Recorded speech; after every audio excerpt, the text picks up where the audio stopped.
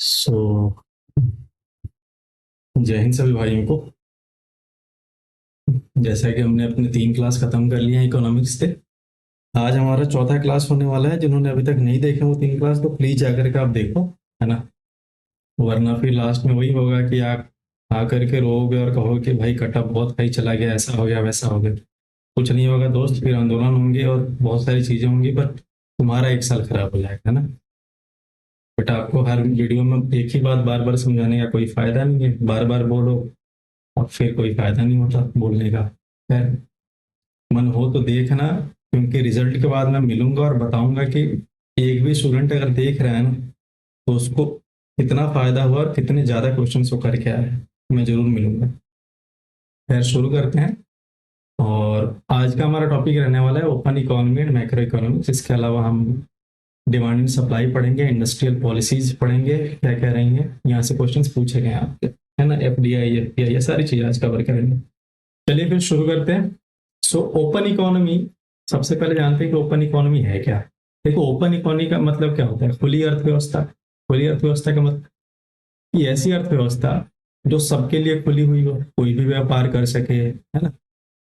कोई भी यहाँ से चीजें लेन देन कर सके, आदान प्रदान हो सके चीजों का, उसको हम ओपन इकोनॉमी कहते हैं। अब ये कैसे हो सकता है? इसके 3 तरीके हैं, 3 रास्ते हैं करने के। देखो, पहला क्या है? Output market. क्या है? आउटपुट मार्केट, जिसको हिंदी में कह देते हैं हम उत्पादन बाजार, है ना। अब आउटपुट मार्केट नाम से ही पता चल रहा है कि जो भी आउटपुट है, जो भी प्रोडक्ट बन रहे हैं, मान लो कि कोई सामान बना रहा है, कोई टूथपेस्ट बना रहा है, कोई लैपटॉप बना रहा है, कोई फोन बना रहा है ना। जो भी प्रोडक्ट तुम्हारे बन रहे हैं या जो भी सर्विसेज हैं, जैसे सॉफ्टवेयर बन रहे हैं, जैसे कोई और आईटी सर्विस है, ठीक है, उनको ले आकर के मार्केट में बेचना या खरीदना, उसको हम कह देते हैं आउटपुट मार्केट। ऐसा मार्केट जहां पर गुड्स एंड सर्विसेज को खरीदा या बेचा जाता है, उनका व्यापार होता है, उसको हम आउटपुट मार्केट या उत्पादन बाजार कह देते हैं। ठीक है। दूसरा क्या है? दूसरा है फाइनेंशियल मार्केट या वित्तीय बाजार। इसमें क्या होता है? इसमें ये होता है कि जैसे हमने तो देख लिया कि पहले वाले में क्या था, गुड्स एंड सर्विसेज, सामान या सेवाएं हम इधर उधर कर रहे थे। इसमें क्या है? जो फाइनेंशियल एसेट्स हैं, जैसे आपकी वित्तीय संपत्तियां हैं। वित्तीय संपत्ति क्या क्या होती है? जैसे मान लो कोई स्टॉक हो गया, ठीक है, कोई शेयर हो गया, कोई बॉन्ड हो गया, ये सब जो चीजें हैं ना, अगर उसका आप आदान प्रदान करते हो, खरीदते बेचते हो, तो उसको हम कह देते हैं, वैसे बाजार को हम कह देते हैं वित्तीय बाजार या फाइनेंशियल मार्केट। आगे बात समझ, हम फास्ट चलेंगे थोड़ा सा। देखो, कई लोगों का है ना कि कह रहे हैं कि वीडियो थोड़ा सा लंबा है, बट बात यह है दोस्त कि तुम 4 4 घंटे का 5 बार वीडियो देखो हर एग्जाम से पहले, उससे अच्छा है कि एक बार ही 6 7 घंटे खर्च करो और ऐसे पढ़ लो कि फिर दोबारा कोई सा भी एग्जाम हो, चाहे वो सीपी हो, सीएचएसएल हो, सीजीएल हो, कोई भी हो, अलग से कुछ भी पढ़ने की जरूरत नहीं पड़ेगी। ये सब मैं बता चुका हूँ, इसीलिए जो जो जानते हैं उनको कहने की जरूरत नहीं है। जो नहीं जानते हैं वो घबराए नहीं, इसके अलावा कुछ भी पढ़ने की जरूरत नहीं पड़ेगी आप। ठीक है। तीसरा क्या है? दो तो हमने देख लिया, पहला क्या देखा?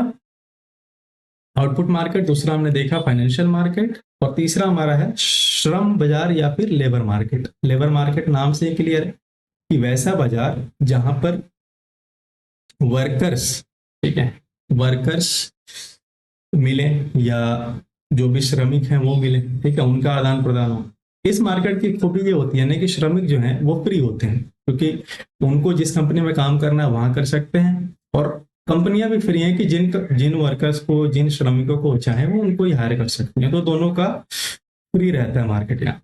ठीक है, इसको हम क्या कहते हैं? श्रम बाजार या फिर लेबर मार्केट। इसका एक बहुत अच्छा उदाहरण है जिसका मैं एक्सपेक्ट कर रहा हूँ कि आने वाले समय में इससे क्वेश्चंस पूछे जाएंगे आपके एग्जाम में, है ना। इसका नाम है गिग इकोनॉमी। गिग इकोनॉमी क्या है?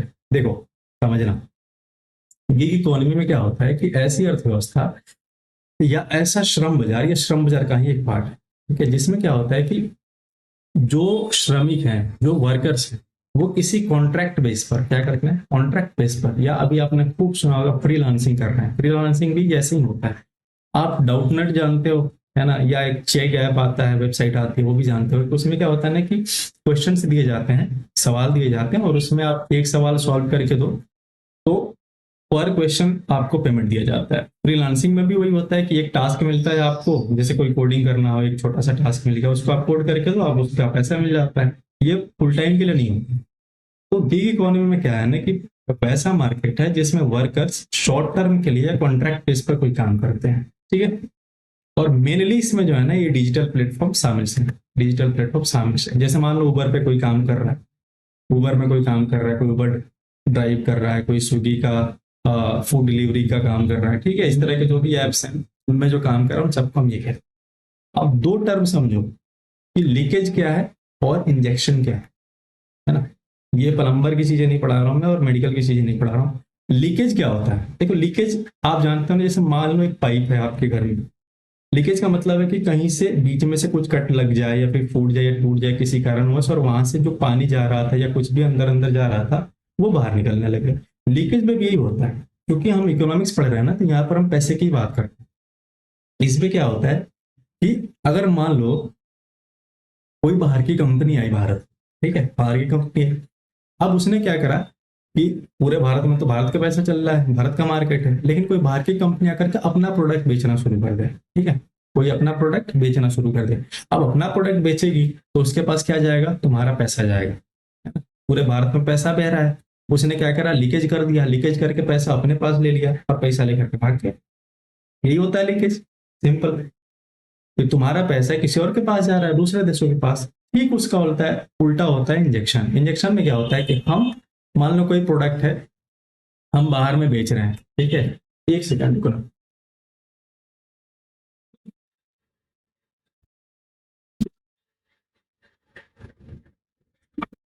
हाँ, तो इंजेक्शन में क्या होता है कि मान लो जैसे आप सुई लगा करके ब्लड निकलवाते हो ना, कभी जाते हो हॉस्पिटल में, ठीक है, तो हमने क्या करा, सुई भेज दिया विदेश में अपनी सामान के रूप में, ठीक है, हमने कोई सामान भेज दिया, मान लो हमने आम भेज दिया अमेरिका में, अमेरिका वाले क्या करेंगे, पैसा देंगे, अब उनका पैसा हम ले आएंगे, तो इंजेक्शन लगा करके हम उनका पैसा निकाल रहे हैं, तो उसको हम इंजेक्शन कह देते हैं, और लीकेज भी आप समझ गए।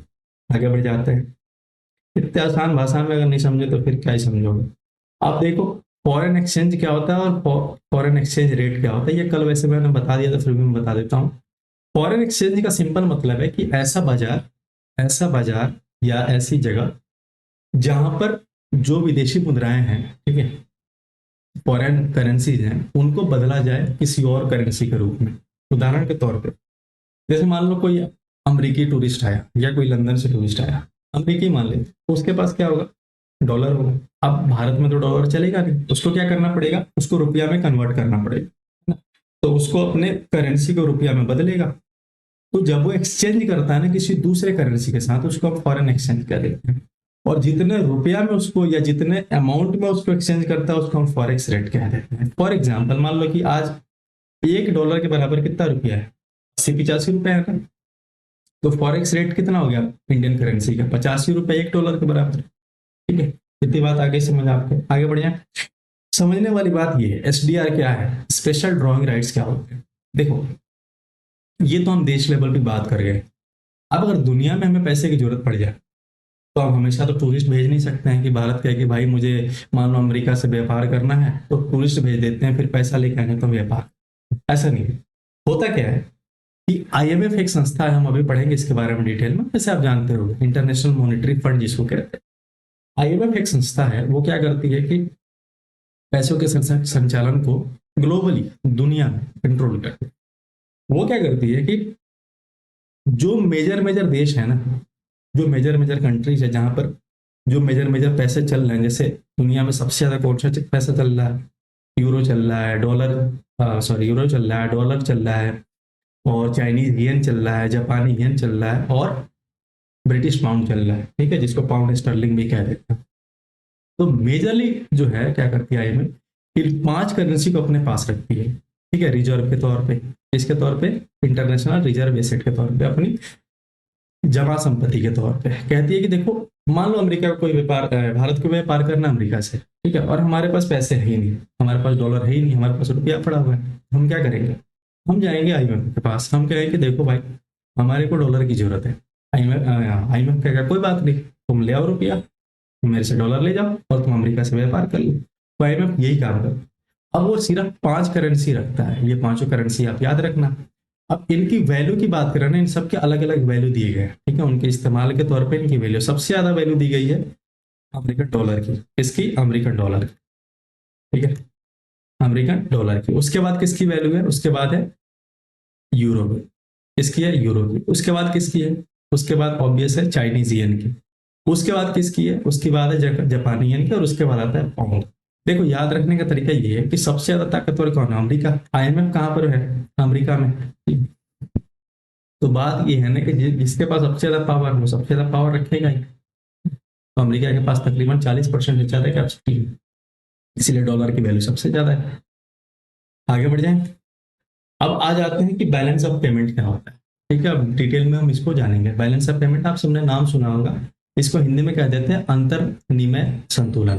अंतर्निमय संतुलन, इसमें क्या होता है, देखो बैलेंस ऑफ पेमेंट को बिल्कुल हिंदी वालों एकदम आसानी भाषा में समझना। ये एक बही खाता है। कैसा बही खाता, कि जो भी एक देश के नागरिक हैं, ठीक है, एक देश के जितने भी नागरिक हैं, दुनिया के जितने भी देश हैं, उनके साथ कैसे व्यापार कर रहे हैं, क्या लेन देन कर रहे हैं, उन सब का खाता, उन सब का हिसाब किताब इस बही खाता में लिखा जाता है।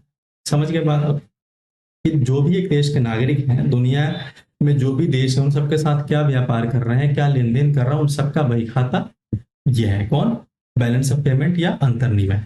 वही बात यहाँ पर अंग्रेजी में लिखी हुई है। अब इसके अलग अलग तरीके, अलग अलग टाइप होते हैं, कई सारे तरह के खाताएं चलती हैं। जैसे पहला खाता है जिसका नाम है क्या, ये देखो कैपिटल अकाउंट या पूंजी खाता। ठीक है, दूसरा अकाउंट क्या है, करंट अकाउंट या चालू खाता। हाँ, मतलब मान लो कि बीओपी एक मोटा किताब है, मोटा बही खाता है, इसमें छोटे छोटे और अकाउंट्स हैं। एक का नाम है कैपिटल अकाउंट, हिंदी में पूंजी खाता कह देते हैं। दूसरे का नाम है करंट अकाउंट, हिंदी में चालू खाता कह देते हैं। तीसरे का नाम है फाइनेंशियल अकाउंट, हिंदी में वित्तीय खाता कह। बस नाम से ही क्लियर है। देखो करंट खाता में क्या होता है ना, कि तीन चीजें मेनली उसमें आती है। पहला ये कि जो भी व्यापार हो रहे हैं, कौन कौन से व्यापार हो रहे हैं दूसरे देशों के साथ। पहला गुड्स का, सामान का व्यापार हो रहा है। दूसरा सर्विसेज का व्यापार हो रहा है। ठीक है, सर्विसेज का व्यापार हो, तो इनका भी बही खाता किस में लिखा जाता है, करंट अकाउंट में। किस में लिख दिया जाता है, करंट अकाउंट में। तीसरा क्या है, ट्रांसफर पेमेंट। ट्रांसफर पेमेंट क्या होता है, कि मान लो कोई कमा रहा है बाहर में, ठीक है, कोई दुबई में कमा रहा हो, कोई सऊदी में कमा रहा हो, कोई कनाडा में कमा रहा हो, तो वहां से पैसे कमा करके जो भारत में भेज रहा है, ठीक है, तो उसको हम क्या कह दिए, एक तरह से ट्रांसफर कर रहा है। क्या कर रहा है, पेमेंट ट्रांसफर कर रहा है, उसको हम ट्रांसफर पेमेंट कह देते हैं। कोई गिफ्ट दे दिया, या किसी विदेशी संस्था ने तुम्हें ग्रांट कर दिया, कोई लोन दे दिया, रुपया दे दिया, तो उसको भी हम कह देते हैं करंट अकाउंट। लोन आ जाएगा कैपिटल अकाउंट में, जैसे कोई ग्रांट कर दिया किसी संस्था को, या फिर किसी चीज को दे दिया कि हाँ भाई इतने पैसे तो तुम्हारे काम आएंगे, तो उसको हम सबको रख लेते हैं कि इसमें चालू खाता। देखो जो सामानों का व्यापार है, वस्तुओं का व्यापार है, ये कैसे हो सकता है, दो तरीके से हो सकता है, या तो एक्सपोर्ट करके या तो इंपोर्ट करके। ठीक है, ये क्या समझाने की बात है क्या, एक्सपोर्ट मतलब जो सामान हम बाहर में भेज रहे हैं, और इंपोर्ट का मतलब क्या होता है, जो सामान हम बाहर से यहाँ मंगवा रहे हैं। जैसे मान लो अमेरिका से कोई सामान है और यहाँ से जो बाहर भेज रहे हैं उसको एक्सपोर्ट कहते हैं। इनका खाता किस में लिखा जाता है, करंट अकाउंट में। दूसरा, सर्विसेज के दो अलग अलग विभाजन होते हैं। देखो, नेट फैक्टर इनकम और non net factor income. Hindi में इसकी बात करें तो निवल कारक आय और गैर निवल कारक होता क्या है। फैक्टर इनकम मैंने पहली क्लास में आपको बताया था, दूसरी क्लास में जब मैं नेशनल इनकम बता रहा हूँ। फैक्टर इनकम वैसा इनकम होता है, या कारक आय वैसा आय होता है, कि वैसा आय जो किसी चीज के प्रोडक्शन से या उत्पादन से हो रहा। आप समझो, मैंने बताया था कि प्रोडक्शन के लिए चार चीजें चाहिए होती हैं। क्या क्या क्या चाहिए होता है, चार चीजें चाहिए होती हैं।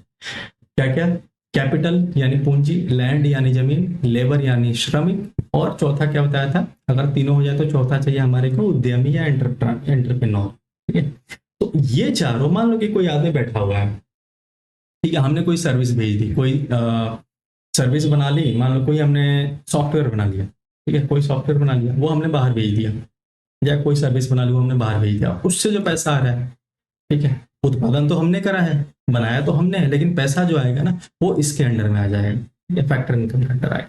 अब नॉन नेट फैक्टर इनकम क्या है, जो हमारे उत्पादन से नहीं आ रहा है, मतलब ऐसी चीजें जो हमारे उत्पादन से नहीं आ रही, जैसे लॉजिस्टिक में कोई चीजें चल रही है, जैसे बैंकिंग में कोई चीजें चल रही है, टूरिज्म से कोई चीजें चल रही है, ये सारी चीजें। अब आगे बढ़ जाते हैं। देखो करंट अकाउंट में वही बातें सारी लिखी हुई है कि गुड्स एंड सर्विसेज, इनकम, है ना, ये सारी चीजें मेंशन होती हैं। कब, एक स्पेसिफिक टाइम में, ये बात ध्यान में रखना कि करंट अकाउंट में, चालू खाता में एक स्पेसिफिक टाइम, जनरली एक साल का होता है, एक साल के अंदर जो भी चीजें हुई हैं वो सारा बही खाता उसमें लिखा जाता है। किसी में, चालू खाता में। चालू खाता समझ में आ गया, आगे बढ़े।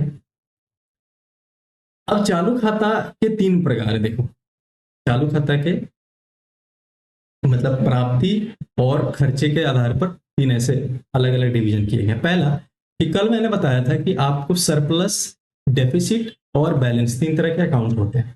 सरप्लस का मतलब क्या है कि जितना हमारे पास आय हो रहा है ना, जितनी हमारी कमाई हो रही है, उससे जो हमारा खर्चा है वो कम है। खर्चा कम है, कमाई ज्यादा है, ठीक है, तो सरप्लस हो गया। और खर्चा ज्यादा है, खर्चा ज्यादा है और कमाई कम है, तो क्या हो गया, घाटा हो गया। बैलेंस का क्या मतलब है? बैलेंस का मतलब है कि जितना आ रहा है उतना ही खर्चा हो रहा है, सिंपल बात। अब बैलेंस के दो अलग अलग प्रकार है। कैसे हैं? एक का नाम है बैलेंस ऑफ ट्रेड और दूसरे का नाम है balance of invisible. Balance of trade और बैलेंस ऑफ इनविजिबल, एक एक करके हम दोनों को देखते हैं। देखो, ट्रेड, व्यापार का संतुलन। व्यापार का संतुलन क्या था? हमने क्या देखा था? ट्रेड में क्या क्या होता है, या तो एक्सपोर्ट होता है या तो इंपोर्ट होता है बेसिकली, है ना।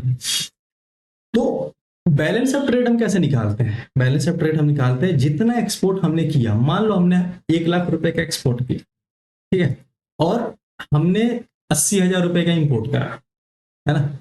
तो जो नेट आएगा ना इन दोनों का अंतर कितना हो जाएगा? 20,000। तो जो 20,000 बचा ना, वो हो गया आपका बैलेंस ऑफ ट्रेड या व्यापार का संतुलन। कि भाई ये है हमारा व्यापारिक संतुलन, ठीक है, जिसको हम हिंदी इंग्लिश में संतुलित, सॉरी, ट्रेड बैलेंस या संतुलित व्यापार भी कह देते हैं।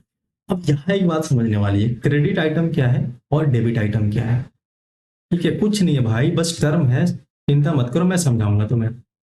कई लोगों का डाउट होता है कि एक्सपोर्ट क्रेडिट आइटम कैसे है। क्रेडिट का मतलब क्या होता है? जमा करना, लेकिन एक्सपोर्ट में तो हम बाहर भेज रहे हैं। इंपोर्ट होता तब तो जमा होता ना अंदर की तरफ, लेकिन नहीं भाई, समझो बात। एक्सपोर्ट में क्या होता है कि एक्सपोर्ट में तुमने कोई सामान भेजा, मान लो कि एक कोई फोन बेचा आपने, कहाँ? अमेरिका में। अब अमेरिका में आपने फोन एक्सपोर्ट करा, वो क्या करेंगे? अपना पैसा आपको देंगे, ठीक है, वो पैसा आप दिया इंडियन कंपनी को, डॉलर दिया। अब वो पैसा कहाँ आया?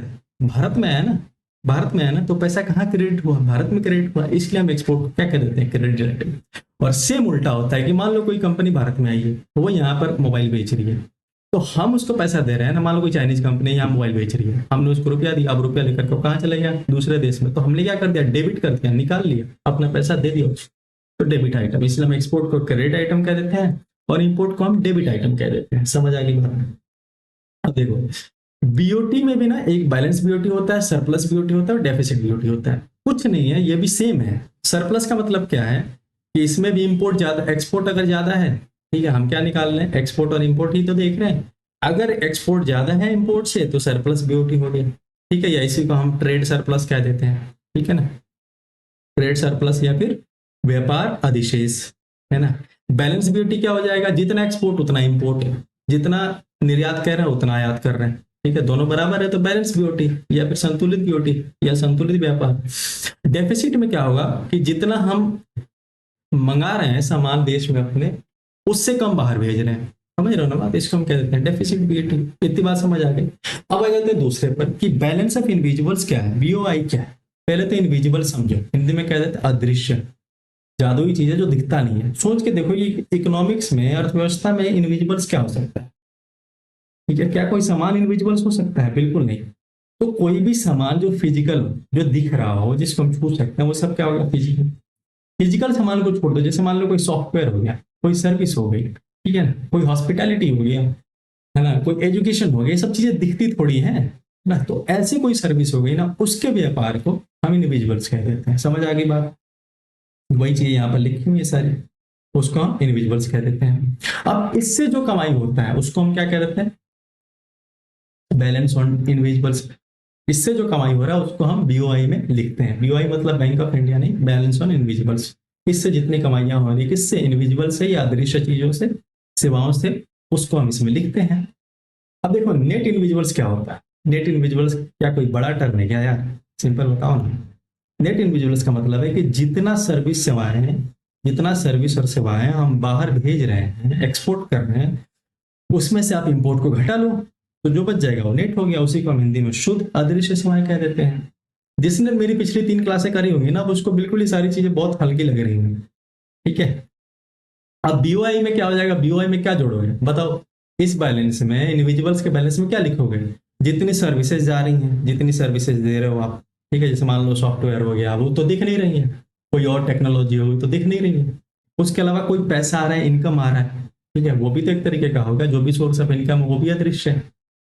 तीसरा है नेट ट्रांसफर, जैसे रेमिटेंस मैंने बताया ना कि बाहर से कोई पैसा भेज रहा है कमा करके, वो भी अदृश्य है। ये सारी चीजें जो है इन सबको जोड़ दोगे तो क्या निकल जाएगा, बीओआई निकल जाएगा, एक वही खाता यहाँ निकल गया। अब देखो फैक्टर इनकम मैंने बता दिया कि जो प्रोडक्शन से या उत्पादन से आपका आय होता है वो सारा फैक्टर इनकम कहलाता है। नेट फैक्टर इनकम क्या हो जाता है कि net cell of service products like shipping, tourism. भाई फैक्टर इनकम आपने जितना करा, ठीक है, मान लो आपने कोई उत्पादन करी हुई चीजें किसी दूसरे देश में बेची, है ना, या मान लो कि फॉर एग्जाम्पल कि आपका कोई आदमी किसी दूसरे देश में काम कर रहा है। अब ऐसा भी हो सकता है कि कुछ किसी और देश का आदमी आपके देश में काम कर रहा है, ठीक है। अब आपके देश का आदमी मान लो अमेरिका में काम कर रहा है, वो 1 लाख रुपए भेज रहा है, और यहाँ जो बैठा आदमी है वो अपने देश में 80,000 रुपए भेज रहा है। तो नेट फैक्टर जो इनकम होगा, नेट इनकम होगा, वो क्या हो जाएगा, दोनों का अंतर हो जाएगा, सिंपल बात। अब आ जाते हैं, देखो करंट अकाउंट हमने पूरा देख लिया, चालू खाता हमने पूरा देख लिया। अब देख लेते हैं पूंजीगत खाता या कैपिटल अकाउंट। देखो कैपिटल अकाउंट में क्या हो जाता है ना, जितने कैपिटल्स का ट्रांसफर है, कैपिटल्स कल मैंने बताया था क्या होता है कैपिटल्स, ठीक है। कैपिटल्स में जितने भी भारी भरकम चीजें आ गई, जैसे मोटा मोटा पैसा आ गया, मशीनरी आ गई, टेक्नोलॉजी आ गई, ये सब बड़ी बड़ी जो चीजें हैं ना, जिसमें खूब पैसा जाता है, उसको हम कह देते हैं कैपिटल। अब जिस खाते में सारे कैपिटल्स के बारे में, सारे पूंजियों के बारे में लिखा जाता है, उसका बही खाता रखा जाता है, उसको हम पूंजीगत खाता कह देते हैं, ठीक है। अब वही बात है यहाँ पर अंग्रेजी में लिखी हुई है। इसमें जैसे मान लो कि मनी हो गया, रुपये का कितना आयात निर्यात हुआ, कोई बॉन्ड हो गया, कोई स्टॉक हो गया, ठीक है, किसी ने मार्केट में शेयर ले ली, है ना, कोई कर्जा ले लिया, ये सारी चीजें इसमें लिखी हुई है। डेबिट आइटम और क्रेडिट आइटम मैंने बता दिया कि डेबिट आइटम क्या होता है। डेबिट आइटम का मतलब है करेंसी गोइंग आउट, मतलब आपका पैसा किसी दूसरे देश में जा रहा है। कैसे जा रहा है कि आप किसी फॉरेन प्रोडक्ट को खरीद रहे हो, ठीक है, किसी विदेशी कंपनी से सामान बने हुए को आप खरीद रहे हो, तो अपना आपका पैसा जो अपने देश में ले जा रहा है। वैसे ही क्रेडिट आइटम मैंने बता दिया कि क्या होता है, कि आप दूसरे देश से अपना पैसा ले आ रहे हो, है ना, ये बात हो गई। अब देखो जैसे हमने बैलेंस ऑन वो देखा ना, करंट अकाउंट, अब बैलेंस ऑन कैपिटल अकाउंट क्या होता है, या पूंजीगत खाता संतुलन क्या होता है, ठीक है। इसमें भी दो तीन तरह की चीजें होंगी। पहले क्या होगा, मान लो सरप्लस, सरप्लस में क्या होगा, अधिशेष, सरप्लस में क्या होगा, अधिशेष। जैसे जितना कैपिटल आ रहा है, जितना कैपिटल हम ले आ रहे हैं, जितना पैसा पूंजी हम ले आ रहे हैं, और जितना कैपिटल पूंजी हम दे रहे हैं दूसरे देशों को, अगर हम ले आने में ज्यादा सक्षम है कंपेयर टू देने से, तो सरप्लस हो गया कि भाई हमारी पूंजी ज्यादा है। और हम ज्यादा दे रहे हैं कम ले रहे हैं, तो फिर क्या हो जाएगा भाई, घाटा होगा, सिंपल सी बात है। और जितना दे रहे हैं उतना ही ले रहे हैं, तो क्या हो गया, बैलेंस हो गया और संतुलित हो गया, सिंपल। भाई एक चीज समझ गया ना, तो सारे कुछ नहीं, ये सिर्फ टर्म लिखे हुए हैं, टर्मिनोलॉजी लिखी हुई है, और कुछ नहीं, शब्दावलियों का खेल और कुछ नहीं। अब देखो कैपिटल अकाउंट्स को ना तीन मोटे मोटे हिस्सों में बांटा गया, इसमें तीन मोटे मोटे हिस्सों में बांटा गया। पहला इन्वेस्टमेंट, दूसरा एक्सटर्नल बोरोविंग्स या बाह्य उधारी, तीसरा एक्सटर्नल असिस्टेंस। आप एक बात बताओ कि जो पैसा है या कैपिटल पूंजी है वो कैसे कैसे आ सकता है, या तो कोई पैसा इन्वेस्ट कर दें, निवेश कर दें, ऐसे आ जाएगा मोटा पैसा। दूसरा कि हम किसी से उधार ले लें बाहर वाले देश से, मान लो आईएमएफ से हमने लोन ले लिया, या खैर हम तो नहीं लेते, वो तो पाकिस्तान को पता है। मान लो कि हमने अमेरिका से पैसा ले लिया, जर्मनी से कोई पैसा ले लिया, ठीक है, या मान लो किसी और देश ने, किसी और संस्था ने हमें सहायता कर दिया कि चलो भाई तुम अच्छा काम कर रहे हो, अच्छी टेक्नोलॉजी बना रहे हो, तो मेरे तरफ से 10 बिलियन रुपया रख लो। तो ये तीन तरीके हो सकते हैं, यही बात है यहाँ पर अलग अलग तरह लिखा हुआ है, ठीक है। अब एक एक करके हम देखते हैं, देखेंगे अभी डिटेल में। देखो बीओपी सरप्लस और डेफिसिट क्या होता है, हम देख चुके हैं already, balance of payment surplus. और अगर यार भाई यही चीज है, बार बार लिखा हुआ है, इसको छोड़ देते हैं। हाँ, ये चीज याद रखना कि बैलेंस बीओपी क्या होता है। बैलेंस बीओपी पूंजीगत खाता और चालू खाता अगर दोनों को जोड़ने पर 0 रुपया हो जाए, अगर 0 आ जाए तो क्या हो जाएगा, बैलेंस बीओपी हो जाएगा। ये भी एक तरीका है दोस्त, ठीक है, कि मान लो आपने जितने भी कैपिटल अकाउंट में पैसे या फिर जो खाता जोड़ा है, ठीक है, और करंट अकाउंट में जो खाता जो, मान लो यहाँ पर आया कि हमारा टोटल जो है माइनस में जा रहे हैं, सॉरी कैपिटल अकाउंट में मान लो हम प्लस में जा रहे हैं 1 करोड़, ठीक है, कितना जा रहे हैं 1 करोड़। कि हमारे पास कैपिटल ही पैसा आ रहा है, 1 करोड़ रुपए की पूंजी आ रही है, और करंट में जा रहे हैं हम माइनस में 1 करोड़। दोनों को जोड़ो कितना हो जाएगा? जीरो। जीरो हो गया तो क्या हो गया? Balance BOP. इसी को हम क्या कहते हैं? बैलेंस बीओपी या संतुलित बीओपी। अब तीसरे तरह का खाता को देखो, ये थोड़ा सा ना, जो तीसरा तरह का खाता है ये कैपिटल के साथ ओवरलैप होता है थोड़ा बहुत, है ना। कैपिटल जो टाइप हमने देखा ना, पूंजी खाता, उसके साथ ओवरलैप होता है। वित्तीय खाता में बेसिकली क्या होता है, देखो इसमें भी जैसे इन्वेस्टमेंट हो गया, लोन्स हो गए, बैंक के फ्लोज हो गए, ठीक है, फॉरेन के रिजर्व्स हो गए, जो भी विदेशी संपत्तियां हैं वो सारी हो गई। जो वित्तीय चीजें हैं, वित्तीय चीजों से जुड़ी हुई जो जो पैसे हैं, जो लेन देन है, वो सारी चीजें किसमें लिखी जाती हैं? फाइनेंशियल अकाउंट में लिखी जाती है। हमने क्या देखा? 3 तरह के बही खाते देखे। पहला जो बड़ा खाता था उसका क्या नाम था? बीओपी। अब बीओपी के 3 टुकड़े बनाए हमने, करंट अकाउंट यानी चालू खाता, कैपिटल अकाउंट यानी पूंजीगत खाता, तीसरा फाइनेंशियल अकाउंट यानी वित्तीय खाता। ये तीनों अलग अलग बही खाते हैं, उसी के अंदर में तीनों किताबें, ठीक है। और तीनों को हमने एक एक करके देख लिया। अब देखो कुछ मुख्य चीजें हैं, जैसे यहाँ पर लिखा है ना, मैनी कंपोनेंट्स ऑफ, ये है क्या? Financial accounts. वित्तीय घाटा नहीं है ये, सॉरी, खाता लिखना है यहाँ पे ये गलती से लिख दिया। वित्तीय खाताओं के अन्य घटक, वित्तीय खाताओं के अनेक घटक कौन कौन से हैं? आपने खूब सुना होगा एफडीआई। एफडीआई क्या होता है और एफपीआई क्या होता है? ये देखो, एफपीआई और एफडीआई। एफडीआई हिंदी वालों, हिंदी इंग्लिश में पहले जान लो कि क्या कहते हैं। फॉरेन डायरेक्ट इन्वेस्टमेंट, हिंदी में कहते हैं कि प्रत्यक्ष विदेशी निवेश। दो बातें तो आपको समझ में आती होगी। फॉरेन का मतलब विदेशी, कि बाहर से कोई आ रहा है। डायरेक्ट मतलब कि डायरेक्ट आ रहा है, कोई बीच में रास्ता नहीं है, कोई रुकावट नहीं है। और इन्वेस्टमेंट का मतलब है कि निवेश कर रहा है। इतनी बातें आपको समझ में आ रही है। साथ में ये भी चीज देखो, फॉरेन पोर्टफोलियो इन्वेस्टमेंट, इसमें भी दो चीजें कॉमन है। क्या है? फॉरेन इन्वेस्टमेंट, एक चीज अंतर है, वो है पोर्टफोलियो। क्या है अभी हम देखेंगे, पहले एफडीआई खत्म करो। देखो एफडीआई में क्या होता है ना, कि कोई बाहर की कंपनी या कोई बाहरी जो कि विदेशी है, वो हमारे यहाँ के काम में, हमारे यहाँ की कंपनियों में मोटा पैसा इन्वेस्ट करते हैं, डायरेक्ट इन्वेस्ट करते हैं, ठीक है, जो कि लंबे समय के लिए होता है। कितने के लिए? लंबे समय के लिए होता है। मान लो हमारे पास जियो की कंपनी है, ठीक है, उसमें किसी ने बाहरी ने इन्वेस्ट कर दिया। उसमें कंडीशन ये होता है कि कम से कम वो 10% से ज्यादा शेयर रखता है अपने पास। जनरली यही होता है कि 10% से ज्यादा शेयर होता है। दूसरी बात ये कि इसमें जो है ना, जो भी पैसा इन्वेस्ट कर रहा है उसको चाहिए अपन को पूरा इज्जत, उनको मांगता है पूरी इज्जत, ठीक है। यानी पूरा उनको चाहिए कि भाई मुझे कंट्रोल भी चाहिए, मुझे मालिकाना हक भी चाहिए तुम्हारी कंपनी पर, तभी मैं पैसा दूंगा, ठीक है। और वो जो पैसा इसके तहत देते हैं उसको हम एफडीआई कह देते हैं या फॉरेन डायरेक्ट इन्वेस्टमेंट कह देते हैं। ये लंबे समय के लिए चलता है। अब देखो फॉरेन डायरेक्ट इन्वेस्टमेंट में दो तरह से हो सकता है कि कोई विदेशी कंपनी हमारे यहाँ या विदेशी आदमी कोई हमारे यहाँ पैसा लगाए, या ये भी हो सकता है कि हम किसी विदेशी कंपनी में पैसा इन्वेस्ट करें। तुम सोच रहे हो कि ऐसा भी होता है क्या? भाई करते हैं, चिंता मत करो। जैसे टाटा ने देखो यहाँ पर यूके में फैक्ट्री खोली हुई है अपनी, ठीक है। या जैसे मान लो जगुआर हमने खरीद लिया या कोई और कंपनी खरीद ली, ठीक है, हमारे देश की कंपनी जा करके, तो ये सब क्या हो गया? एफडीआई का आउटफ्लो हो गया, एफडीआई का निर्गमन हो गया। दूसरे देश में हमने अपना एफडीआई दिया है, हमने भी इन्वेस्ट किया है भाई, ऐसा नहीं है कि हम इतने इतने भी गरीब नहीं है दोस्त। अब देखो आपसे क्वेश्चन पूछा जाता है कि कौन से फील्ड में, कौन से सेक्टर में, कौन से क्षेत्र में एफडीआई जो है 100% तक अलाउ है। कितने? 100% तक, ठीक है। कि हाँ भाई अगर कोई ई कॉमर्स कंपनी है, ई कॉमर्स कंपनी जैसे मान लो कि जैसे कोई उबर है, ठीक है, स्विगी हो गई, या कोई एजुकेशन की कंपनी हो गई, वो कोई ऑटोमोबाइल कंपनी हो गई, जैसे मान लो मारुति सुजुकी हो गया, वो तो यहाँ की खैर है नहीं, हीरो कंपनी हो गई, ठीक है, कोई फार्मास्यूटिकल कंपनी हो गई, ठीक है, टेक्सटाइल कपड़े की कंपनी हो गई, टेलीकॉम कंपनी हो गई जैसे एयरटेल हो गया, जियो हो गया, इंफ्रास्ट्रक्चर की कंपनी हो गई जैसे कंस्ट्रक्शन वाला कोई विभाग हो गया, रिन्यूएबल एनर्जी जो बार बार एनर्जी बना पा रहे हैं, ठीक है, जैसे ग्रीन एनर्जी, हरित ऊर्जा जिसको हम कह देते हैं। एयरपोर्ट में भी 100% है, ये याद रखने वाली बात है। स्पेस सेक्टर में 100% है, ये भी याद रखने वाली बात है। ये कुछ चीजें आपने देख लेना बस एक बार एग्जाम जाने से पहले, किसमें 100% तक अलाउ है, क्योंकि क्वेश्चन बन रहे हैं यहाँ से।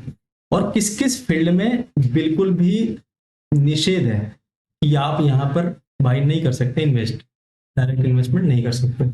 लॉटरी का बिजनेस भारत में अगर है, अगर लॉटरी का बिजनेस हो उसमें एफडीआई नहीं कर सकते। गैम्बलिंग के बिजनेस में जितने भी गंदे गंदे काम हो उसमें कोई बाहरी पैसा नहीं दे सकता, आप खुद ही देंगे, ठीक है। सिगार, सिगरेट, तंबाकू, ये सब में, चीट फंड्स में नहीं कर सकते। एक क्वेश्चन पिछले साल आपसे पूछा गया है, 2024 के टीयर 1 में पूछा गया कि गवर्नमेंट ऑफ इंडिया के 9 कैटेगरीज में, यहाँ पे कैटेगरीज 9 कैटेगरीज में कौन से 9 कैटेगरी में कितने परसेंट एफडीआई अलाउ किया गया है, कितने परसेंट अलाउ? तो याद रखना 74%, 74% एफडीआई कर सकते हैं। ऐसी 9 कैटेगरी बनाई गई है। ठीक है, 9 के नाम याद नहीं रखने कौन कौन से हैं, वो इतना ध्यान नहीं रखना। आप ये जो ऊपर की 2 चीजें बताई नहीं मैंने कि 100% किस में है, और ये एफडीआई का प्रोहिबिटेड सेक्टर है, मतलब किस किस में नहीं एफडीआई जमा कर सकते आप, वो कौन सा? एक क्वेश्चन में आप पर छोड़ रहा हूं कि एटॉमिक सेक्टर में कितना परसेंट, ठीक है, यानी परमाणु क्षेत्र में कितना परसेंट एफडीआई अलाउ है भारत में, आप मुझे बताना कमेंट सेक्शन में। आ जाए अब एफपीआई देख लो। देखो एफडीआई में हमने क्या देखा, फॉरेन डायरेक्ट इन्वेस्टमेंट में हमने क्या देखा कि कोई कंपनी आ रही थी और मोटा पैसा खर्च कर रही थी और उसमें अपना मालिकाना हक ले रही थी। दूसरी बात हमने क्या देखा कि वो लंबे समय के लिए दे रही थी। एफपीआई में क्या होता है ना कि इसमें शॉर्ट टर्म के लिए बात होती है, ठीक है, शॉर्ट टर्म के लिए बात होती है। पहली बात इसमें शायद नहीं लिखा है, आप लिख लेना। पहली बात की शॉर्ट टर्म के लिए बात होती है। दूसरी बात ये कि इसमें कोई भी मालिकाना हक नहीं रहता कि हाँ भाई मैं शेयर ले रहा हूं या फिर मैं पैसा लगा रहा हूं तो मेरा मालिकाना हक चलेगा, मैं भी डिसीजन ले सकता हूँ, ऐसा कुछ नहीं है। ये बड़ा अंतर होता है। ये भी पैसा का इन्वेस्टमेंट है, ये भी पैसे का निवेश ही है, लेकिन ये 2-3 चीजें मेजर अंतर होता है। अब इनफ्लो और आउटफ्लो आपको पता ही है कि अगर कोई एफपीआई भारत में लगा रहा है, कोई विदेशी आकर के भारत में लगा रहा है तो उसको हम इनफ्लो कह देते हैं, आगमन कह देते हैं। और कोई भारतीय कंपनी या भारतीय संस्था किसी बाहर की कंपनी में पैसा लगा रही है तो उसको हम एफपीआई आउटफ्लो कह देते हैं। इतनी बात आपको समझ आ गई। एक बात जो इसमें नहीं लिखी हुई है वो आप लिख लेना, ये जो एफडीआई है ना, एफडीआई इसको कौन मैनेज करता है? एफडीआई को मैनेज करता है ministry of commerce and industry, ministry of commerce and industry, ठीक है। उसमें डीपीआईआईटी जो विभाग है वो करता है, लेकिन आप सिर्फ इतना याद रखना कि ministry of commerce and industry, मेरे पास लिखने वाला नहीं है बट ये मैंने लिख दिया, जैसे तैसे आप इसको मैनेज कर लेना। और एफपीआई को कौन रेगुलेट करता है, कौन मैनेज करता है? इसको करता है सेबी। सेबी अभी खूब चर्चा में था, stock exchange board of India. तो सेबी इसको रेगुलेट करता है, ये भी आप नोट डाउन कर लोगे जब मैं ये पीडीएफ दूंगा। और हाँ, लास्ट में मैं पीडीएफ डाल देता हूँ, टेलीग्राम लिंक आपके डिस्क्रिप्शन बॉक्स में, वहां से आप डाउनलोड कर लेना। तो इसको करता है रेगुलेट कौन? सेबी, सेबी करता है। आगे बढ़ जाए। अब तीसरा जो है हमने एफडीआई देख लिया, एफपीआई देख लिया, तीसरा देख लेते हैं कि लोन कैसे, लोन क्या होता है, ये एक्सटर्नल बोरोइंग क्या होती है। क्या ये बताने की बात है क्या? यार हम इंडियन से हमें बताने की बात है, पाकिस्तानी होते तो नहीं जरूरत पड़ती। लोन्स है कि अगर गवर्नमेंट या प्राइवेट कोई सेक्टर है मान लो, ठीक है, उसको अगर कोई बड़ा काम करना है तो ऑब्वियस बात है कि हमें पैसा लेना पड़ेगा। आपको पता है ना कि हमारे पास बहुत ज्यादा कर्जा हो गया है, बहुत ज्यादा बोरिंग हो गई है दूसरे देशों से, तो उधारी जो हम दूसरे देशों से ले रहे हैं उसको हम कह देते हैं लोन, या एक्सटर्नल कमर्शियल बोरोइंग, या बाह्य वाणिज्यिक उधारी। सिंपल समझो, उधारी ले रहे हैं हम दूसरे देशों से, ठीक है। लोन इनफ्लो भी हो सकता है, लोन आउटफ्लो भी हो सकता है। आपको कि हम भी लोन दे रहे हैं, हाँ देते हैं भाई, चिंता मत करो। छोटे छोटे जो देश हो गए, जैसे मॉरिशस हो गया, मालदीव हो गया, म्यांमार हो गया, श्रीलंका हो गया, ऐसे देश है इनको हम देते हैं, ठीक है। इनफ्लो है हम बड़े बड़े देशों से लेते हैं, जैसे यूएसए हो गया, यूके हो गया, ऐसे ऐसे ऐसे देशों से हम लेते हैं। अब बैंक कैपिटल पे आ जाते हैं। बैंक कैपिटल क्या होता है? देखो बैंक कैपिटल कुछ नहीं होता कि financial transaction conducted by commercial banks. जितने भी कमर्शियल बैंक से मैंने कल बताया था, व्यापारिक बैंक, एक होता है केंद्रीय बैंक और एक होता है व्यापारिक बैंक, ठीक है, या वित्तीय संस्थाएं जो भी है। तो जो भी कोई व्यापारिक बैंक है, वो जो भी वित्तीय लेन देन कर रहा है, पैसे का लेन देन कर रहा है, वो सब किस में मेंशन होता है, किस में नोट डाउन किया जाता है? बैंक के कैपिटल में या बैंक पूंजी में। पांचवा देख लेते हैं, रिजर्व एसेट क्या होता है, जमा संपत्ति क्या होती है? नाम से ही पता है, ठीक है, कि ऐसी संपत्ति जो जमा हो। कौन कौन सी संपत्ति है जो जमा है हमारे पास? फॉरेन करेंसी, जैसे विदेशी मुद्रा, है ना। विदेशी मुद्रा कौन जमा करता है? आरबीआई, कल ही बताया था मैंने आपको। जैसे गोल्ड का रिजर्व हो गया, सोना भी जमा होता है आरबीआई के पास। एसडीआर क्या है अभी हम देखेंगे आगे, चिंता मत करना। तीसरा है कि आईएमएफ रिजर्व रखता है, ठीक है, आईएमएफ के पास हमने कोई रिजर्व रख लिया, हमने पैसा जब एक्सचेंज करा तो अभी हमारा पैसा रिजर्व करके रखता है कि भाई ठीक है, जरूरत पड़ी तो ले जाना अब हमारा पैसा वापस करके। अब देख लेते एफआईआई क्या होता है। एफडीआई देख लिया, एफपीआई देख लिया, बाकी सारी चीजें देख लिया। एफआईआई देख लो, यानी फॉरेन इंस्टीट्यूशनल इन्वेस्टर या विदेशी संस्थागत निवेशक। आज की क्लास में ना सिर्फ टर्म ही देखनी है तुम्हें, ठीक है, शब्दों का खेल और कुछ भी नहीं। कि कोई विदेशी संस्था जब हमारे यहाँ की कंपनी में, हमारे यहाँ के स्टॉक्स में मेनली या बॉन्ड्स में, ठीक है, स्टॉक्स आप समझ रहे हो ना, किसी कंपनी के स्टॉक में, स्टॉक मार्केट जानते हो ना, स्टॉक मार्केट में कोई शेयर खरीद ले, कोई बाहर की स्टॉक वाली कंपनी या कोई बाहर की कंपनी संस्था, तो हम उसको क्या कह देते हैं, एफआईआई कह देते हैं। अब जो याद रखने वाली बात है, आपके एनसीईआरटी में लिखा हुआ है कि फॉरेन इन्वेस्टमेंट जो होता है, टोटल जो विदेशी निवेश होता है, वो कैसे हम निकालते हैं।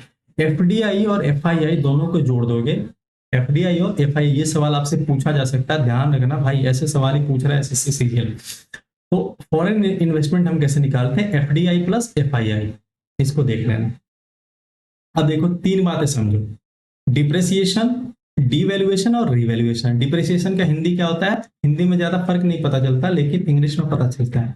डिप्रेसिएशन, डिवैल्यूएशन और रिवैल्यूएशन। डिप्रेसिएशन का हिंदी होता है अवमूल्यन, डिवैल्यूएशन का होता है अवमूल्यता, और रिवैल्यूएशन का होता है पुनर्मूल्यता।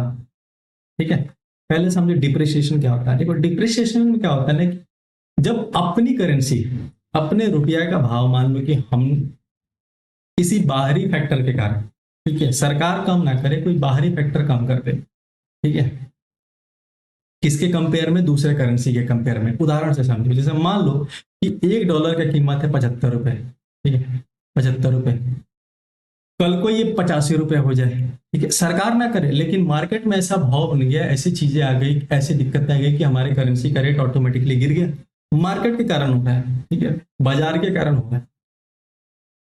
तो उसको हम क्या कह देते हैं, अवमूल्यन कह देते हैं, डिप्रिसिएशन कह देते हैं। अब यही चीज अगर मान लो हमारे रुपए का भाव, हमारे रुपए का भाव गिर जाए, रुपए का भाव गिर जाए, ये देखो रेट बढ़ रहा है, इसका मतलब ये नहीं कि भाव बढ़ रहा है भाई। आप ऐसे समझो कि जिस चीज को खरीदने में तुम्हें 75 रुपए देने पड़ रहे थे, अब 80 रुपए देने पड़ रहे हैं, समझ रहे हो। इसका मतलब है कि आपके जो करेंसी उसका भाव गिर गया है। कई लोग यही नहीं समझ पाते हैं। तो अगर गवर्नमेंट खुद, सरकार खुद अगर अपना भाव गिरा दे, तो हम क्या कह देते हैं, डीवैल्यूएशन। इसका उदाहरण है 1991 में जब एलपीजी आया ना, अभी हम आगे देखेंगे कि हमने भाव गिराया था ताकि हम दूसरा पैसा ले सकें, यूएसए का डॉलर ले सकें, यूरो ले सकें, लोग हमसे एक्सचेंज कर सकें, ठीक है, बदल सकें। और तीसरा क्या होता है, रिवैल्यूएशन। रिवैल्यूएशन में क्या होता है कि अब सरकार ने एक बार तो हमारा भाव गिराया, ठीक है, भाव गिराया, अब क्या करती है ना कि भाव को बढ़ा देती है, भाव को बढ़ा देती है। अब भाव बढ़ाएगा मतलब एक्सचेंज रेट को कम करेगा, आप समझ रहे हो ना। ठीक अपोजिट बातें हैं कि भाव बढ़ा दिया है कि चलो भाई अब हमारा रुपया जो है अब $1 के बराबर 80 रुपए नहीं है, अब सिर्फ 50 रुपए है। इसका मतलब है कि अब एक्सचेंज करने में थोड़ी दिक्कत आएगी, ठीक है, तो एक्सचेंज रेट क्या हो जाएगा, डिक्रीज हो जाएगा। तो वही बात है। आप समझो कि डटी फ्लोट क्या होता है। तीन बातें आप समझ गए ऊपर वाले, वहां से क्वेश्चन आते हैं। डटी फ्लोट क्या होता है, डटी फ्लोट को हिंदी में हम कह देते हैं प्रबंधित फ्लोटिंग, प्रबंधित फ्लोटिंग या मैनेजिंग फ्लोट भी, मैनेज फ्लोट भी कह देते हैं। इसमें क्या होता है कि देखो मैंने बोला ना कि जो करेंसी है उसका जो भाव दूसरे करेंसी के मुकाबले गिरता है, ठीक है, या उठता है, दो चीजें होती हैं। अगर गिरता उठता किसके कारण हो, किसी मार्केट के फोर्स के कारण हो, बाजार में जो बड़े बड़े उद्यमी हैं, बड़े बड़े लोग हैं, उनके कारण अगर ऐसा चीज हो रहा है, ठीक है, मान लो उनको जरूरत है तो उन्होंने भाव को गिरा दिया, उनको जरूरत है उन्होंने भाव को उठा दिया, वो चाहे तो कर सकते हैं भाई, उनके पास बड़ी बड़ी कंपनियां हैं, बड़ी बड़ी टेक्नोलॉजी, वो आराम से कर सकते हैं। तो अगर वो करते हैं तो फिर क्या है ना, सबके पापा आते हैं जिनका नाम है सेंट्रल बैंक, हमारे यहाँ कौन है, आरबीआई, वो आता है कभी कभी कि भाई देखो यार ऐसा मत करो, मैं ये बर्दाश्त नहीं कर सकता, ये मेरी इमेज पर बात कर रही है, उसको ठीक करो, ये गंदी हरकत है। अब गंदी हरकत कौन कर रहा है, मार्केट के फोर्स कर रहे हैं, बाजार के जो बड़े बड़े बलवान लोग हैं वो कर रहे हैं। तो इसको हम क्या कह देते हैं, डर्टी फ्लोट या मैनेज फ्लोट कह देते हैं। इतनी बात आगे समझ। अब ये चैप्टर खत्म हो जाता है, हम देखते थे डिमांड एंड सप्लाई। डिमांड मुझे बताने की जरूरत है क्या, मांग क्या होता है, कोई व्यक्ति किसी चीज की चाहत रखता है उसको हम डिमांड कह देते हैं, सिंपल। अब सप्लाई क्या है कि वो उसकी चाहत कितनी पूरी हो रही है, कितना उसको मिल रहा है, उसको हम सप्लाई कह देते हैं। अब देखो देखने वाली बात क्या है डिमांड में, अब किसी चीज का भाव मान लो बढ़ जाए, सिंपल समझने वाली बात है, किसी चीज का भाव बढ़ जाए तो उसके डिमांड में क्या फर्क पड़ेगा। जैसे मान लो कि आज कोई कलम 5 रुपए का बेच रहा है, कल 10 रुपए का बेचने लगा है, तो हम क्या करेंगे भाई, वो कलम छोड़ के हम दूसरा ले लेते हैं कि नहीं भाई यार वो सस्ता में दे रहा है, सस्ता लेंगे। तो जैसे जैसे प्राइस बढ़ता है ना, डिमांड घटने लगता है, प्राइस बढ़ा डिमांड घटा है। देखो उल्टा रिलेशन है ना दोनों में, इस रिलेशन को हम कह देते हैं इनवर्सली प्रोपोर्शनल। क्या कह देते हैं? इनवर्सली प्रोपोर्शनल, या हिंदी में कहते हैं व्युत्क्रम क्रमानुपात, व्युत्क्रमानुपात कह देते हैं इसको, ठीक है। तो इसका जो ग्राफ बनता है ना, मैथ्स वाले जानते होंगे, देखो ग्राफ कैसे बनता है, जो नहीं जानते वो समझो। मान लो ये प्राइस का वैल्यू है, एक सेकंड, ऊपर की तरफ क्या है, ऊपर की तरफ मूल्य बढ़ रहा है, ऊपर की तरफ मूल्य बढ़ रहा है, यहाँ पर 1 रुपया है, यहाँ पर 2, यहाँ 5, यहाँ 10 या 20, ये देखो यहाँ पर पैसा ज्यादा है। और इधर की तरफ क्या है, डिमांड बढ़ रहा है, इधर की तरफ क्या हो रहा है, डिमांड बढ़ रहा है, यानी मांग बढ़ रहा है। आप देखो कि जैसे जैसे यहाँ पर देखो, मान लो जो प्राइस है, यहाँ पर जो प्राइस है यानी रेट है किसी सामान का, वो ज्यादा है, और मान लो एक ये पॉइंट हो गया, ये पॉइंट हो गया, यहाँ पर जो प्राइस है, यहाँ पर जो कीमत है सामान का, वो क्या है, कम है, यहाँ पर कम है, यहाँ पर जो सामान का कीमत है वो ज्यादा है। लेकिन आप देखोगे अगर यहाँ पर ज्यादा है तो डिमांड जो है वो क्या है, कम है। लेकिन जैसे इसका रेट घटा है, इसका प्राइस घटा है, डिमांड इस तरफ जा रहा है, इसका मतलब क्या हो रहा है, डिमांड बढ़ रहा है। वही बात यहाँ पे लिखी गई है। इसका स्लोप कैसा होता है, ऋणात्मक ढलान होती है या नेगेटिव स्लोप होता है। अगर ये बात आप समझ गए तो सप्लाई में समझ लो। सप्लाई में क्या होता है कि इसका रिलेशन जो होता है डायरेक्टली प्रोपोर्शनल होता है, ठीक है, या समानुपाती होता है, ठीक है, डायरेक्टली रिलेशन होता है या समानुपाती होता है कि प्राइस बढ़ेगा सप्लाई भी बढ़ेगा। कैसे? जैसे मान लो कोई कंपनी है जो कि चाय बना रही है, चाय का एक पैकेट बना रही है। अब चाय के पैकेट का रेट 10 रुपए है। अब देखा कि भाई इसकी बिक्री बहुत ज्यादा हो रही है, तो उसने क्या करा, 15 रुपए कर दिए। अब 15 रुपए कर दिए तो अब तो ये कंपनी पर डिपेंड करता है ना, कंपनी पर निर्भर करता है कि वो कितना सप्लाई दे। ऑब्वियसली एक सिंपल सी बात बताओ, रेट ज्यादा करेगा तो चाहेगा ना कि ज्यादा से ज्यादा लोग इसको खरीदें, तो सप्लाई बढ़ा देगा कि लो भाई तुम सब खरीदो, पहले मैं 1000 पैकेट नहीं दे पा रहा था, 2000 दे रहा हूँ, लो खरीदो सबके सब, है ना। तो प्राइस बढ़ता है तो सप्लाई भी बढ़ जाता है। इसीलिए देखो आप यहाँ पर प्राइस प्राइस कम है तो सप्लाई भी क्या है, कम है। यहाँ पर प्राइस ज्यादा है तो सप्लाई भी क्या है, ज्यादा है। सिंपल बात है। इसमें क्या हो जाता है, पॉजिटिव स्लोप हो जाता है, इसमें क्या होता है, निगेटिव स्लोप हो जाता है। अब एक आता है मार्केट इक्विलिब्रियम, तीसरा एक केस आता है जिसका नाम क्या है, मार्केट इक्विलिब्रियम। क्या नाम है, मार्केट इक्विलिब्रियम। इक्विलिब्रियम का मतलब क्या हो जाता है, बाजार का संतुलन। इसमें क्या होता होगा, बताओ, सोच के बताओ, कि जितना डिमांड हो रहा है, मान लो जितना डिमांड हो रहा है कि भाई 1000 क्वांटिटी की डिमांड है, 1000 पैकेट चिप्स का डिमांड है और 1000 ही सप्लाई हो रहा है, तो अगर ऐसा हो जाए तो हम उसको कह देते हैं कि संतुलित बाजार है भाई। बिल्कुल। इसका ग्राफ कैसे होता है, देखो ये पॉजिटिव है, एक सेकंड एक सेकंड एक सेकंड एक सेकंड, ये देखो ये प्राइस बढ़ रहा है, प्राइस बढ़ रहा है तो सप्लाई भी बढ़ रहा है, ये सप्लाई का ग्राफ हो गया। ये प्राइस बढ़ रहा है तो डिमांड घट रहा है, तो ये डिमांड का ग्राफ हो गया। अब ये दोनों जो ग्राफ हैं एक दूसरे को जिस पॉइंट पर काटते हैं, जिस बिंदु पर काटते हैं ना, उसको हम कह देते हैं मार्केट इक्विलिब्रियम, या इसको हम कह देते हैं बाजार संतुलन। समझ आ गई बात, तीनों के ग्राफ समझ में आ गए। आगे बढ़ जाए, चलो आगे बढ़ जाए। अब देखो इसका जो ग्राफ हमने अभी देखा उसमें शिफ्ट होता है। जैसे मान लो ये देखो, ये ग्राफ दाहिने की तरफ कब शिफ्ट होगा, जब डिमांड बढ़ेगा। ऑब्वियस बात है ना कि दाहिने साइड में क्या हो रहा है, डिमांड बढ़ रहा है, डिमांड बढ़ रहा है और प्राइस घट रहा है। तो डिमांड बढ़ेगा, मांग बढ़ेगा और प्राइस घटेगा, तो ये किधर की तरफ शिफ्ट होगा, राइटवर्ड की तरफ, दाहिने की तरफ। और अगर डिमांड घटेगा तो ये ग्राफ यही खत्म हो जाएगा। अगर डिमांड कम हो रहा है तो ये इधर ही खत्म हो जाएगा। तो ग्राफ किधर की तरफ जाएगा, बाएं की तरफ, लेफ्टवर्ड की तरफ। वही बात यहाँ पर लिखा गया है, वही बात यहाँ पर। ये देखो राइटवर्ड शिफ्ट कब, जब डिमांड बढ़ जाए, और लेफ्टवर्ड शिफ्ट कब, जब डिमांड घट जाए। सेम चीज वही होता है कि इसमें सप्लाई कर्व में, सप्लाई कर्व में भी क्या होता है कि जैसे जैसे मान लो सप्लाई बढ़ा, प्राइस बढ़ा, सप्लाई भी बढ़ेगा, प्राइस बढ़ा सप्लाई भी बढ़ेगा, सप्लाई बढ़ेगा तो ग्राफ इधर की तरफ जाएगा। और अगर मान लो प्राइस घटा, सप्लाई भी घटेगा, सप्लाई घटेगा तो ग्राफ बाएं साइड की तरफ आएगा। ठीक है, तो सेम चीज दोनों में होता है। बस याद रखना दाहिने साइड बढ़ता है और बाएं साइड घटता है, इतनी बात याद रखना। ये दोनों चीजें हमने क्लियर कर ली। अब आ जाते हैं कि क्या क्या कारण हो सकते हैं शिफ्ट के, ये शिफ्ट होता क्यों है। पहले सप्लाई में समझो, फिर हम डिमांड का समझेंगे। आप बेसिकली समझ लो कि सप्लाई में क्या कारण हो सकते हैं इसके ऊपर नीचे होने के। पहला कि मान लो कि जो बनाने का पैसा लग रहा है, जैसे मान लो कि इसको बनाने में या तो कम पैसा लग सकता है या तो ज्यादा ज्यादा लग सकता है। अगर कम पैसा लग रहा है बनाने में तो सप्लाई बढ़ा देंगे लोग, अगर ज्यादा लग रहा है तो सप्लाई कम कर देंगे। तकनीक, ठीक है, तकनीक अगर महंगा है तो कम सप्लाई देंगे लोग, आपूर्ति कम होगी। अगर तकनीक सस्ता है तो बहुत ज्यादा भर भर के दो। गवर्नमेंट की पॉलिसी, सरकार की नीतियां, ठीक है, मान लो सरकार ने बैन लगा दिया कि भाई मुझे इतना परसेंट टैक्स चाहिए, ऐसा चाहिए, तो फिर दिक्कत है। नंबर ऑफ सेलर्स पर भी डिपेंड करता है। ये सारी चीजें देख लेना आप एक बार, ठीक है, इसमें टाइम में वेस्ट नहीं कर रहा, ये समझने वाली बात है। अब आ जाते हैं कि टाइप्स ऑफ गुड्स। मूल्यों वो मांग के आधार पर, मूल्य व मांग के आधार पर सामान को कितने तरह में बांटा गया। हमने पहले भी देखा है कि वस्तुओं को हमने अलग अलग विभाजन करा हुआ है। अब मांग के आधार पर कैसे विभाजित करते हैं, देखो, एक होता है normal good. Normal goods Hindi में कह देते हैं साधारण वस्तु, साधारण वस्तु। दूसरा होता है इंफीरियर गुड, हिंदी में कह देते हैं हीन वस्तु। क्या कह देते हैं, हीन वस्तु।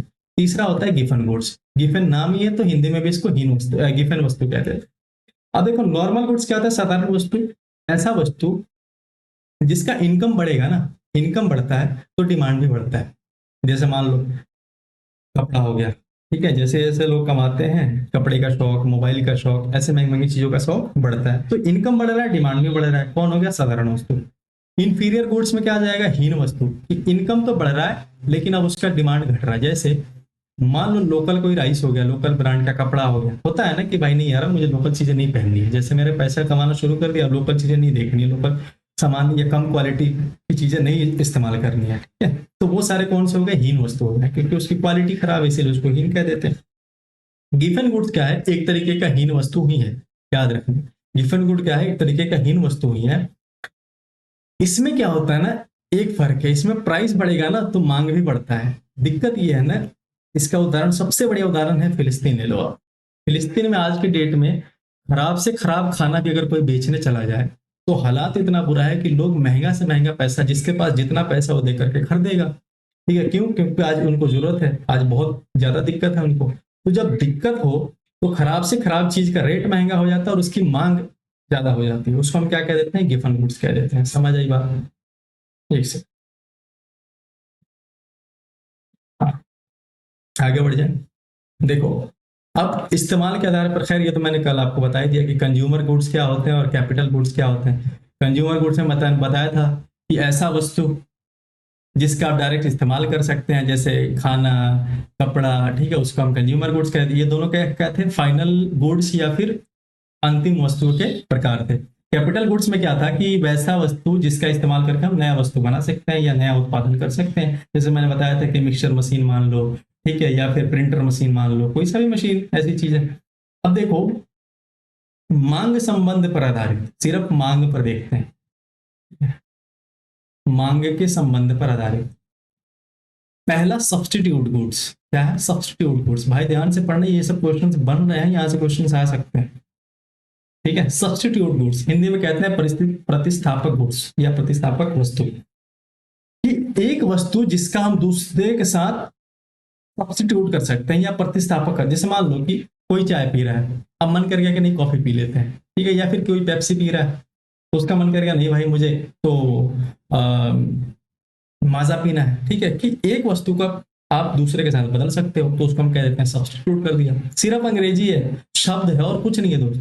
कॉम्प्लीमेंट्री में क्या है कि एक है तो दूसरा चाहिए ही चाहिए। जैसे मान लो पेन है तो उसके साथ स्याही चाहिए ही चाहिए, है कि नहीं। ये हो गया कॉम्प्लीमेंट्री गुड। अब आ जाता है तीसरा, वेबलियन गुड्स। वेबलियन गुड्स क्या होता है, वेबलियन गुड होता है कि ऐसा वस्तु जिसका प्राइस बढ़ता है तो डिमांड भी बढ़ जाता है, यानी जितना महंगा उतना ज्यादा डिमांड। जैसे सबसे बढ़िया एग्जाम्पल बताओ, आईफोन, रोल्स रॉयस कार, ठीक है, रोलेक्स की घड़ी, लुई विटन, ठीक है, ये सब जितनी बड़ी बड़ी कंपनियां हैं ना, लोग इसको समझते हैं कि भाई ये वैभव का प्रतीक है, ये स्टेटस सिंबल, ठीक है, स्टेटस सिंबल है। तो इसको हम क्या कह देते हैं, वेबलियन वस्तुएं या वेबलियन गुड्स कह देते हैं। समझ आ गई बात, आगे बढ़ जाए। अब समझो कि प्राइस इलास्टिसिटी क्या होती है, क्या प्राइस इलास्टिसिटी क्या होती है, ठीक है। देखो प्राइस इलास्टिसिटी में हम बहुत आसानी से समझेंगे क्या है प्राइस इलास्टिसिटी। हम पहले डिमांड समझते हैं। प्राइस इलास्टिसिटी कहने का मतलब है, इलास्टिक मतलब क्या होता है, रबड़ देखो आप, रबड़ को खींचते हो ना, ठीक है, खींचने को हम कह देते हैं, जितना खींच जाए उसको इलास्टिसिटी कह देते हैं। उसकी खींचने की लचीलता, हिंदी में कह देते हैं उसको क्या, लचीलता। अब हम यहाँ किसकी बात कर रहे हैं, डिमांड की, मांग की और पैसे की, इन दोनों का हम देख रहे हैं कि अगर मान लो किसी चीज का प्राइस चेंज कर दें, कम कर दें या ज्यादा कर दें, तो उससे उसके डिमांड में, उसके मांग में क्या फर्क पड़ेगा, उसको हम क्या देते हैं, प्राइस इलास्टिसिटी ऑफ गुड्स या मांग की मूल्य लचीलता। दोबारा से सुन लो कि किसी चीज के प्राइस में, मूल्य में बदलने पर उसके डिमांड में, मांग में क्या फर्क पड़ेगा, उसको हम कह देते हैं price elasticity of demand. Same होता है सप्लाई के केस में कि प्राइस चेंज करने पर उसके सप्लाई पर क्या फर्क पड़ रहा है, ठीक है ना, मूल्यों के चेंज करने पर आपूर्ति पर क्या फर्क पड़ रहा है, तो वो हो जाता है सप्लाई वाला केस। देखो वही इसका फॉर्मूला लिखा हुआ है, price elasticity, price elasticity demand का फॉर्मूला क्या है कि percentage change in quantity demanded, कि कितना परसेंट चेंज आया है डिमांड में और कितना परसेंट चेंज आया है प्राइस में, ठीक है, रुपया। उन दोनों को तुलना कर लो, उन दोनों की तुलना निकाल लो, तो क्या हो जाता है, प्राइस इलास्टिसिटी ऑफ डिमांड निकाल सकते हैं आप।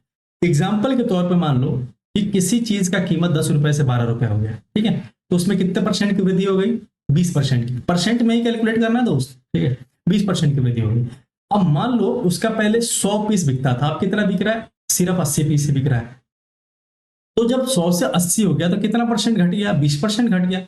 अब 20% घटा तो ये 20 ऊपर जाएगा, ये देखो यहाँ पर लिखा हुआ है 20 ऊपर जाएगा और 20 नीचे जाएगा, ठीक है। तो जो प्राइस इलास्टिसिटी आ जाएगी, दोनों को डिवाइड करने पर कितनी हो जाएगी, 1 हो जाएगी। ये माइनस इसलिए लगाया जाता है क्योंकि ना, आप ऐसे सोचो, प्राइस मैंने बताया था ना कि प्राइस और डिमांड के बीच में कैसा रिलेशन होता है, व्युत्क्रमानुपाती उल्टा रिलेशन होता है कि एक बढ़ेगा तो ऑटोमेटिकली दूसरा घटेगा, इसलिए हम माइनस का साइन लगाते हैं। देखो वही बात यहाँ पर लिखा हुआ है, भले ही माइनस लिखा जाता है लेकिन उसका कोई वो नहीं होता है। अब इसके अलग अलग टाइप होते हैं। देखो पहला ये कि परफेक्टली इलास्टिक क्या होता है, पूर्णतः लचीली मांग क्या होती है। ऐसी मांग जिसमें थोड़ा भी चेंज करने पर, थोड़ा भी परिवर्तन करने पर, ठीक है, जिसके प्राइस में अगर थोड़ा सा भी परिवर्तन कर देना तो वो क्या हो जाए, उसके डिमांड में बहुत ज्यादा फर्क आ जाए। जैसे मान लो आईफोन है, ठीक है, आईफोन है 1 लाख का बिक रहा है, अगर वो अचानक से कम हो जाए 85,000, तुम्हें पता ना कि कितनी ज्यादा डिमांड बढ़ जाएगी, ठीक है, तो उसको हम कह देते हैं इलास्टिसिटी डिमांड। इतनी बात आ गई।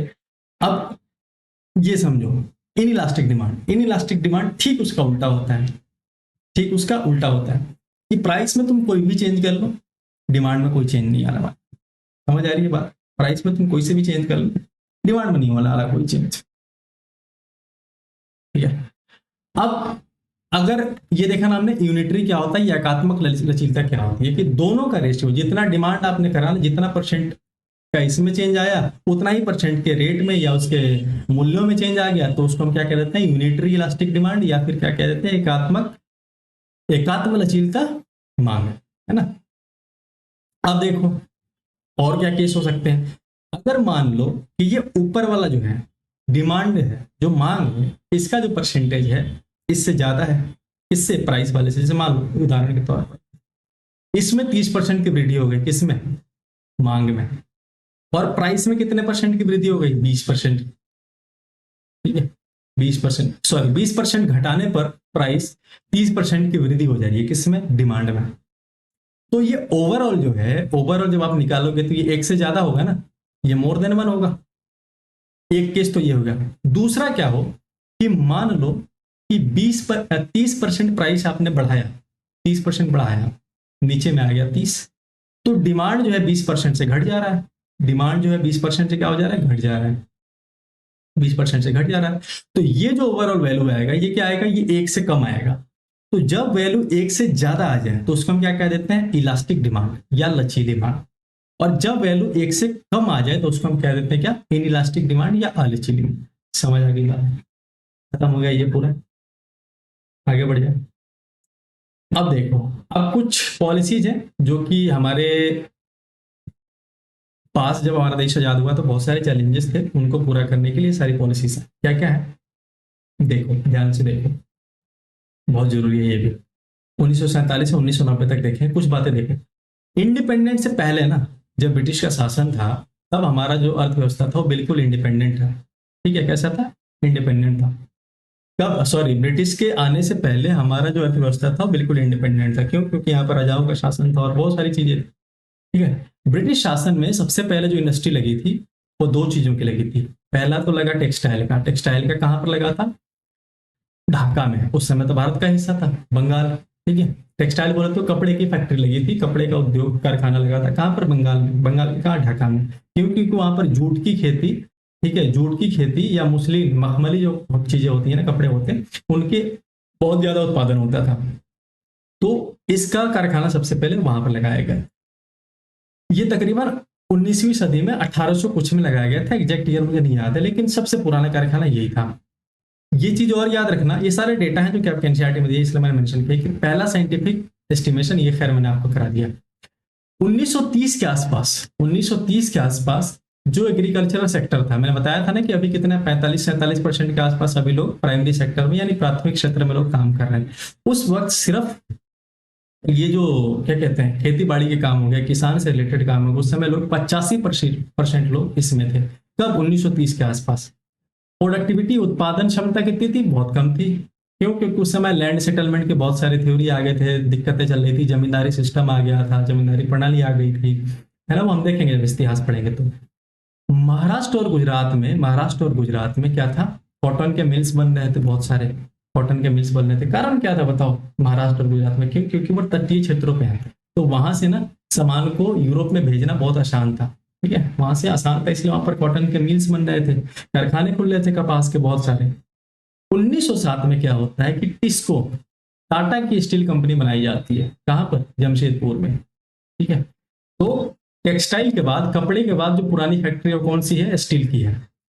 कब? 1907 में इसको बनाई जाती है और चालू होती है 1912 में। लिख लेना 1912 में चालू करिए। आजादी के समय देखो क्या था।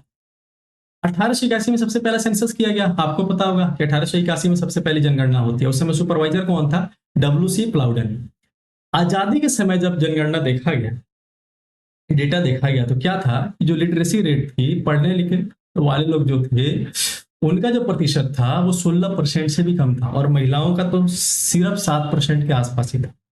इन्फेंट मोर्टेलिटी रेट क्या होता है कि जितने बच्चे पैदा हो रहे हैं, 1000 लोगों पर 1000 बच्चे पैदा हो रहे हैं, तो उनमें से कितने बच्चे मर जा रहे हैं, उसको हम कह देते हैं इन्फेंट मोर्टेलिटी रेट, या शिशु मृत्यु दर कह देते हैं हिंदी में। इसको लिख लेना। उस वक्त जब तकरीबन 218 बच्चे मर जाते थे 1000 में से। आज इसका रेट कितना है? तकरीबन 33 एक 1000 पे। ये गलत है, 100 नहीं है, 1000 है।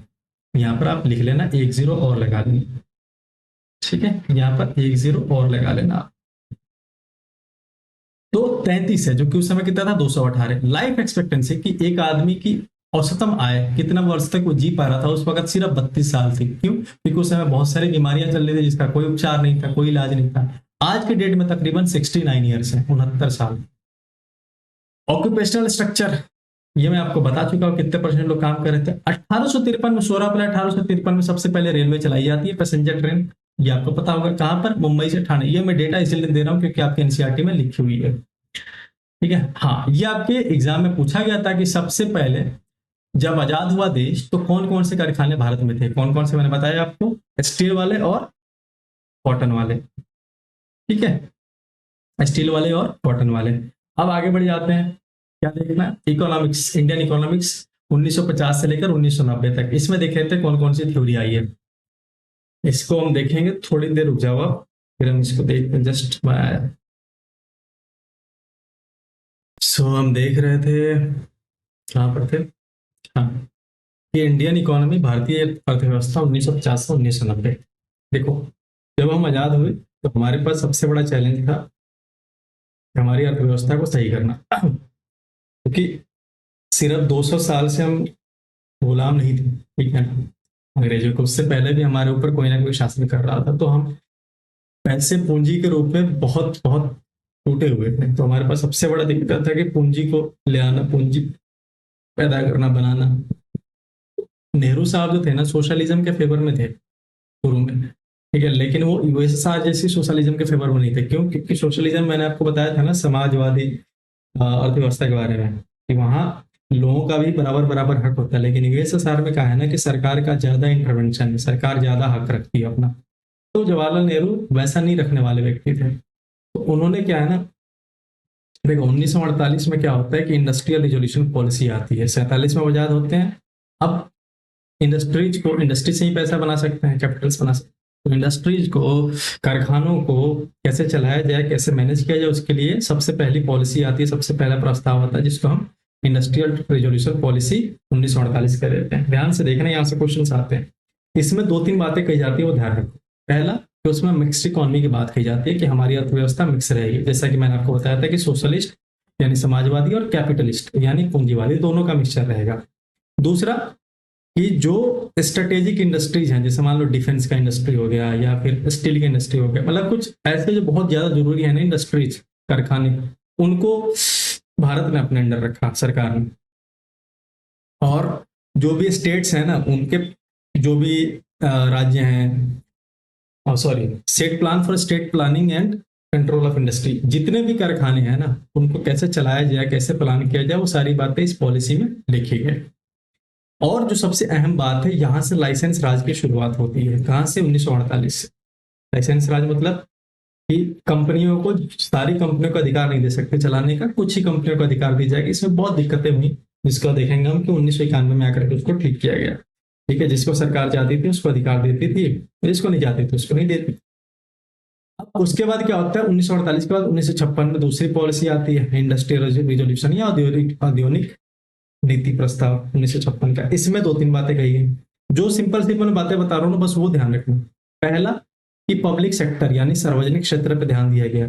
दूसरा, सरकार ने जो है डायरेक्ट रिस्पॉन्सिबिलिटी ली, ठीक है, खुद आत्मनिर्भरता लिया।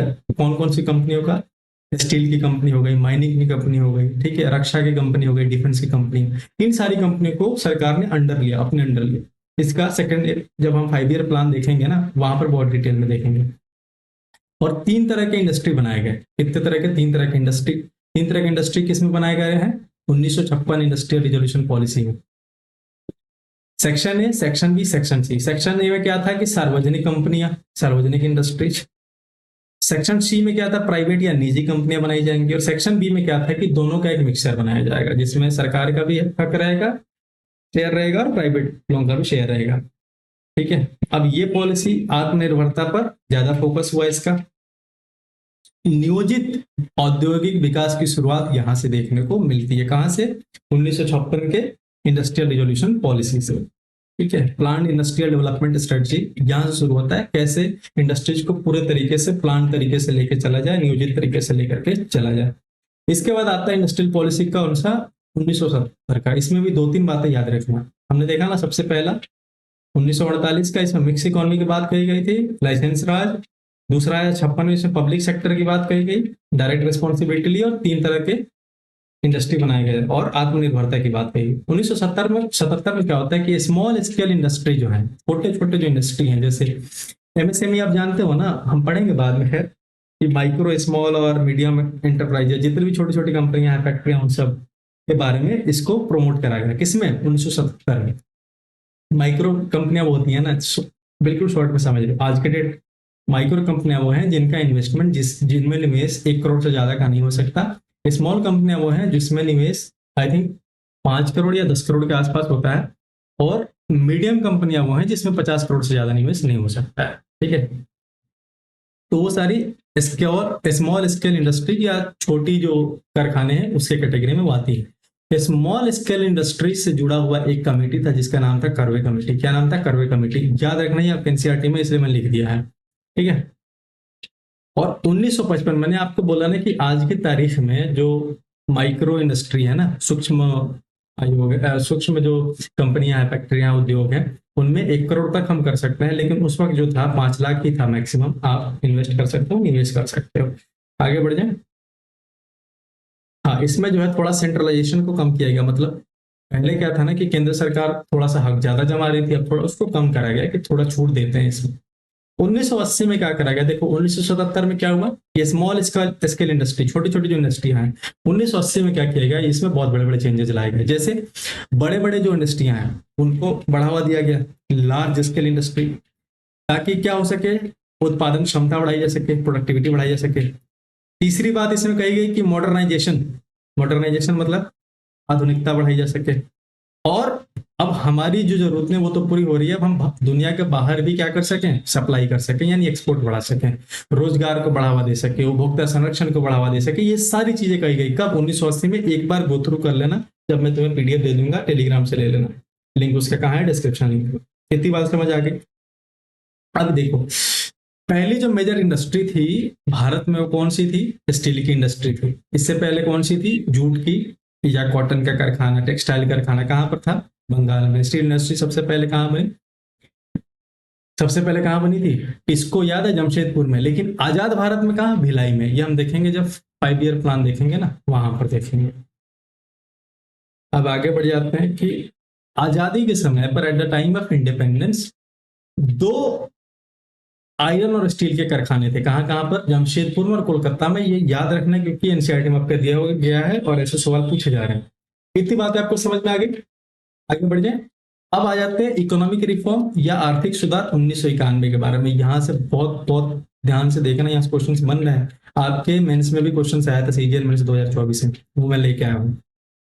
इकोनॉमिक रिफॉर्म 1991 में क्या हुआ, देखो 1991 में सबसे पहले हुआ ना कि भारतीय आर्थिक संकट आई। क्या हुआ कि हमारा जो पब्लिक सेक्टर था, पब्लिक सेक्टर मतलब सार्वजनिक क्षेत्र जो थे, वहां से जो राजस्व आ रहा था ना, बिल्कुल निगेटिव में चला गया। मतलब खर्चा ज्यादा होने लगा, राजस्व मतलब रोजगार जहां हम देखते हैं, तो खर्चा ज्यादा होने लगा और कमाई कम होने लगी। पहला पहला फैक्टर ये था रेवेन्यू का। दूसरा फैक्टर क्या था, जो हमारे पास फॉरेन एक्सचेंज पड़े हुए थे ना रिजर्व में, विदेशी मुद्रा का जो भंडार पड़ा हुआ था, वो बहुत ज्यादा खर्चा हो गया, तो उसकी भी कमी आ गई। तीसरा ये था कि हमारा जो टोटल एक्सपेंडिचर था, मतलब टोटल जो खर्चा था, वो हमारे आय से बहुत ज्यादा आगे निकल गया। अब हुआ क्या कि हमारे देश में आर्थिक संकट आई, अब 1991 में। तब इसको ले आने के लिए ना, इसीलिए कहा जाता है कि मनमोहन सिंह ने भारतीय अर्थव्यवस्था को पुनर्जन्म कराया था। ठीक है, 1991 में मनमोहन सिंह के शासनकाल में, मतलब ये प्रधानमंत्री नहीं थे उस समय, तो ये वित्त मंत्री, फाइनेंस मंत्री। तो ये लेकर के आते हैं क्या, लिबरलाइजेशन, प्राइवेटाइजेशन, ग्लोबलाइजेशन नाम की एक थ्योरी। हिंदी में कहे तो उदारीकरण, निजीकरण, वैश्वीकरण। क्या है अभी हम देखते हैं। उससे पहले क्या हुआ कि इस थ्योरी को लेकर के, अपने अप्रोच को लेकर के भारत जो है कहां पहुंचा, आईबीआरडी के पास। अब आईबीआरडी क्या है ये भी देख लो, यही लगे हाथ खत्म कर लेते हैं। आईबीआरडी का मतलब है इंटरनेशनल बैंक फॉर रिकंस्ट्रक्शन और डेवलपमेंट। कुछ नहीं, देखो 1944 पे क्या होता है, 1944 में कि एक कॉन्फ्रेंस होता है वर्ल्ड वार टू के बाद से। वर्ल्ड वार टू खत्म हो गया था 1944 तक। तो 1944 में क्या होता है, कॉन्फ्रेंस होता है, ब्रिटेन वुड्स कॉन्फ्रेंस जिसको कहते हैं। ये शायद अमेरिका में ही है जगह, वहीं पर हुआ था। वहां क्या किया जाता है, देखा जाता है कि अब पूरे ग्लोबल जो है, पूरी दुनिया का आर्थिक व्यवस्था को कैसे ठीक किया जाए। ठीक है, उसके लिए 2 संस्थाएं बनाई जाती हैं। पहले का नाम दिया जाता है आईबीआरडी, जिसको international bank for reconstruction development कहा जाता है, और दूसरे का नाम दिया जाता है आईएमएफ। मैंने अभी आपको बताया ना, इंटरनेशनल मॉनेटरी फंड, ये आप जानते भी होंगे। ये 2 संस्थाएं बनाई जाती है। पहले का काम था कि लंबी जो भी नीतियां हैं उनमें इन्वेस्ट करना। ठीक है, किसी भी देश में, जो भी डेवलपिंग कंट्री है ना, विकासशील देश हैं, उनमें जो जो दिक्कतें हैं उनको लंबे समय तक कैसे ठीक किया जाए, उसके लिए कौन था, आईबीआरडी। आईएमएफ में जो था ना, जैसे कोई अर्जेंट जरूरत पड़ी, किसी देश में कोई महामारी आ गई, या फिर मान लो कि बाढ़ आ गया, या कोई दिक्कत आ गई, अर्जेंट दिक्कत आ गई, तो उसके लिए आईएमएफ बनाया गया, ताकि इससे आप पैसा ले सकते हो और आप अपना काम चला सकते हो। और ये कब हुआ था, 1944 में। उस वक्त कितने मेंबर थे, कितने देश थे यहाँ पर, 44 देश थे, 44 देश थे इस कॉन्फ्रेंस में जो इसके हिस्सा थे। अब बात यह है, भारत इसमें से एक है, किसके, आईबीआरडी के फाउंडिंग मेंबर में से, जो संस्थापक थे ना, उनके फाउंडिंग मेंबर में से एक था भारत, आईबीआरडी। अब आईबीआरडी जो है ना, आज आप नाम इसका नहीं सुनते हो, क्यों, क्योंकि ये अब वर्ल्ड बैंक के अंडर में काम करता है। ठीक, वर्ल्ड बैंक का ही एक हिस्सा है ये। तो आज के डेट में कौन कौन ये दोनों काम कर रहे हैं, एक तो आईएमएफ कर रहा है और एक वर्ल्ड बैंक कर रहा है। वर्ल्ड बैंक क्या कर रहा है, लॉन्ग टर्म के लिए काम करता है, लंबे समय के लिए, और आईएमएफ एकदम अर्जेंट है, कोई दुर्दशा चल रही है तब आता है। और इन दोनों को हम क्या कह देते हैं, ट्विन बैंक कह देते हैं, जुड़वा बैंक कह देते हैं। इतनी बात समझ आ गई। तो भारत उस समय पहुंचा और इसको मिल गया 7 बिलियन का लोन। कितना, 7 बिलियन का लोन मिल गया 1991 में। और वहां से आने के बाद क्या हुआ कि हमारे देश में लागू होता है नई आर्थिक नीति। कौन सी नई आर्थिक नीति, या न्यू इकोनॉमिक पॉलिसी लागू होती है 1991 में। इसमें 2 तरह की बातें कही गई। पहला, स्टेबलाइजेशन मेजर्स, यानी स्थिरीकरण उपाय। ठीक है, मतलब कि कौन कौन सी चीजें हैं जो इसको बहुत जरूरी है अभी ठीक करना। ठीक है, और कौन सी चीजें हैं जिनको लंबे समय तक ठीक करके रखा जाए। ठीक है, तो दो तरह के प्लान बनाए गए कि जो बिल्कुल अर्जेंट है उनको, और जो लंबे समय तक समय लगेगा जिसमें उसको, दोनों को अलग अलग किया गया। इसमें नई आर्थिक नीति में अब इसके देखो दो तीन पॉइंट थे, मुख्य पॉइंट्स। पहला था लिबरलाइजेशन। लिबरलाइजेशन का क्या मतलब है? उदारीकरण। ठीक है, नाम से ही पता चल रहा है क्या हो गया कि हमारी सरकार थोड़ी उदार हो गई। कैसे? कि एंड टू रेस्ट्रिक्शन, जो भी रोकथाम लगाए थे ना कंपनियों पर, ठीक है, और क्षेत्रों पर, उनको कम कर दिया कि आओ भाई अब तुम जो करना है करो, हम तुम पर रोक नहीं लगाएंगे, कोई पाबंदी लगाए नहीं लगाएंगे। वहां से क्या हुआ, जो 48 में लाइसेंस राज शुरू किया था उसको खत्म कर दिया। अब कोई लाइसेंस राज नहीं रहेगा। ठीक है, FII FDI ये सब अलाउ कर दिया गया, हम देख चुके हैं। FDI उस समय कितना अलाउ किया गया था? 74% तक अलाउ किया गया था। ये आपके एनसीईआरटी का डाटा है, इसलिए याद रखना। जो टैक्स के जो नियम थे ना उसमें भी बदलाव किए गए। आज भी जरूरत है, मैं दिखाऊंगा कैसे बदलाव करने के। फॉरेन एक्सचेंज जो है ना उसमें भी रिफॉर्म्स लाया गया। ठीक है, और इस समय याद रखना, मैंने बोला ना कि पैसे का क्या किया गया? डीवैल्यूएशन किया गया। क्या किया गया? डीवैल्यूएशन, डिप्रिसिएशन नहीं, डीवैल्यूएशन किया गया, अवमूल्यन कराया गया, शायद यही कहते हैं ना, वो करा गया कि रुपए का भाव डॉलर की कीमत में घटाया गया, ताकि हम क्या कर सके, हमारे पास जो विदेशी मुद्रा का भंडार है वो खत्म हो चुका था, ताकि हम दूसरे से ले सके कि भाई सस्ता हो गया हमारा रुपया, तुम ले जाओ, अपना वाला दे जाओ। ठीक है, और ट्रेड और इन्वेस्टमेंट पॉलिसी भी सुधार की गई कि भाई अब व्यापार की नीति को भी सुधारना पड़ेगा। ये किसमें हुआ? सबका सब उदारीकरण में। निजीकरण, ये भी शब्द से ही क्लियर है। क्या किया गया कि सरकार का जो क्या कहते हैं इंटरवेंशन है, दावा है, उसको थोड़ा सा कम किया गया। बोला गया कि प्राइवेट लोग हैं, जो निजी लोग हैं, वो आगे बढ़े, वो सरकार की चीजों को ले सकते हैं, सरकार उसको देने के लिए तैयार है, और भी अपनी चीजें अपनी कंपनियां खोल सकते हैं, वो सरकार उसके लिए रोकथाम नहीं करेगी। तो इसके दो रास्ते थे। पहला ये कि सरकार की जो संपत्तियां हैं उसको बेची जाए। ठीक है, जिसको हम क्या कह देते हैं? आउटराइट सेल, एक मुश्त बिक्री, परमानेंटली बेच दिया कि भाई तुम ले जाओ। ठीक है? जैसे उदाहरण के तौर पे आपने देखा ना, एयर इंडिया बेच दिया, है ना, वो प्राइवेट हो गई। या सरकार जो है अपने हिस्से को कम कर ले, विड्रॉ कर ले, निकासी कर ले। ये तो कारण हो सकते हैं प्राइवेटाइजेशन के। ठीक है, अब ये कैसे कैसे किया जा सकता है? देखो, एक तो तरीका डिसइन्वेस्टमेंट, जैसे कि मैंने आपको बताया कि सरकार जो प्रॉपर्टी है, पब्लिक सेक्टर एंटरप्राइज, जो सार्वजनिक सार्वजनिक क्षेत्र की जो प्रॉपर्टी है, संपत्तियां हैं, उनको बेच दिया जाए, कुछ हिस्सा बेच दिया जाए। ठीक है, प्राइवेट लोगों को या किसी प्राइवेट कंपनी को बेच दिया जाए। दूसरा, आउटराइट सेल कर लिया जाए। आउटराइट सेल का मतलब क्या होता है कि परमानेंट बेच दिया जाए, परमानेंटली ही खत्म कर दिया कि भाई तुम ले जाओ, इसमें कोई नहीं आएगा। जैसे इसका उदाहरण है air India, Balco, Balco, Bharat aluminium corporation, SJDL क्या होता है ये मुझे बताना, हिंदुस्तान जिंक लिमिटेड होता है शायद। इतनी बातें कही गई। अब प्राइवेटेशन में ना कंपनियों को अलग अलग आधार से बांटा गया कि उनके उनके पास पैसा कितना है, उसकी प्रॉपर्टी कितनी है, उसका नफा नुकसान कितना, उसके आधार पर कंपनियों का विभाजन किया गया। तो इसी को हम क्या कह रहे थे? नवरत्ना महारत्ना, आप जानते हो ना, नवरत्ना और पब्लिक एंटरप्राइजेज पॉलिसी लाई गई। ठीक है, इसमें क्या कहा गया? चार पांच अलग अलग कैटेगरी बनाई गई, जिसमें सबसे ऊपर कैटेगरी जो थी वो थी महारत्ना की कमेटी। और ये विभाजन कब स्टार्ट हुआ? 1997 में, ये याद रखना है। सबसे ऊपर जो कमेटी थी, सबसे ऊपर जो कैटेगरी थी, वर्ग था, वो था महारत्ना का। महारत्ना क्या था? सबसे हाईएस्ट ऑटोनॉमी वाला था, जिसके पास सबसे ज्यादा स्वायत्तता हो। स्वायत्तता मतलब अपना डिसीजन लेने का, अपना निर्णय लेने का कैपेसिटी हो। ठीक है, इसके एलिजिबिलिटी या योग्यता क्या क्या है? पहला कि खुद एक नवरत्न कंपनी हो पहले से, तभी इसको मिल सकता है। नवरत्न कंपनी क्या होता है अभी देखेंगे। दूसरा कि इसका जो वार्षिक कारोबार है, वार्षिक कारोबार मतलब हर साल का कारोबार लगभग 25,000 करोड़ से ज्यादा का हो। ठीक है, और ये ऐसा कैसे, कितने दिन के लिए? पिछले 3 साल में हर साल 25,000 करोड़ से ज्यादा का कारोबार किया हो। उसके बाद क्या कहा गया कि इसका पिछले 3 साल का हर साल का प्रॉफिट 5,000 करोड़ से ज्यादा हो। ये बात रखा गया। और अगली बात क्या कही गई कि जो नेटवर्थ है, यानी औसत निवल संपत्ति, उसके पास जो मेन संपत्ति है, उसकी अपनी संपत्ति, खर्चा करने की संपत्ति, वो 15,000 करोड़ से ज्यादा हो। और ये हर साल का डेटा देखा जाएगा पिछले 3 साल का। इतनी बात समझ आ गई। और सबसे आखिरी बात कि उसका निवेश निर्णय या फिर इन्वेस्टमेंट डिसीजन, कि वो अपना कितना पैसा इन्वेस्ट कर सकता है, उसकी वैल्यू 5,000 करोड़ तक रखी गई कि जो भी महारत्ना में रहेगा ना, वो 5,000 करोड़ तक पैसा निवेश कर सकता है बिना किसी सरकार के अप्रूवल के। ठीक है, इसके उदाहरण कौन कौन से? देखो, टोटल 4 लोग हैं, 14 महारत्ना कंपनी है वर्तमान में। इसको याद रखने का एक तरीका है कि ऑन है, ON, और है, देखो ऑन, ON, और उसके बाद याद रखो है। ऑन है क्या? ऑन है सभी, कौन है सभी पुराने, आप लिख लेना हिंदी में, मैंने लिखा नहीं है। कौन है सभी पुराने पुराने कोयले की कोयले की हाँ फैक्ट्री, कहां पर, भारत में। कौन है सभी कौन है सभी कौन है सभी पुराने, पुराने से क्या, पी से क्या होगा, पीजीसीआईएल, कोयले की फैक्ट्री कहां, भारत में। कौन से, ओ से ओएनजीसी, एन से एनटीपीसी, है से देखो, एच से हेल मतलब हिंदुस्तान एरोनॉटिक्स लिमिटेड, ये जो सबसे नया है ना शामिल हुआ भारत नाम है। उसके बाद आईओसीएल, उसके बाद क्या आता है, सेल, भेल, कोल, पीजीसीआईएल, भारत पेट्रोल। ये आप एग्जांपल एक बार देख लेना। अब आ जाते हैं हम अगले पर। अगला कौन सा, नवरत्ना। नवरत्ना में टोटल आज की डेट में 26 कंपनियां हैं। कितनी है, 26 कंपनियां। महारत्ना में 14 कंपनियां। देखो इसके पास थोड़ा कम स्वायत्तता होता है, किससे, महारत्ना से।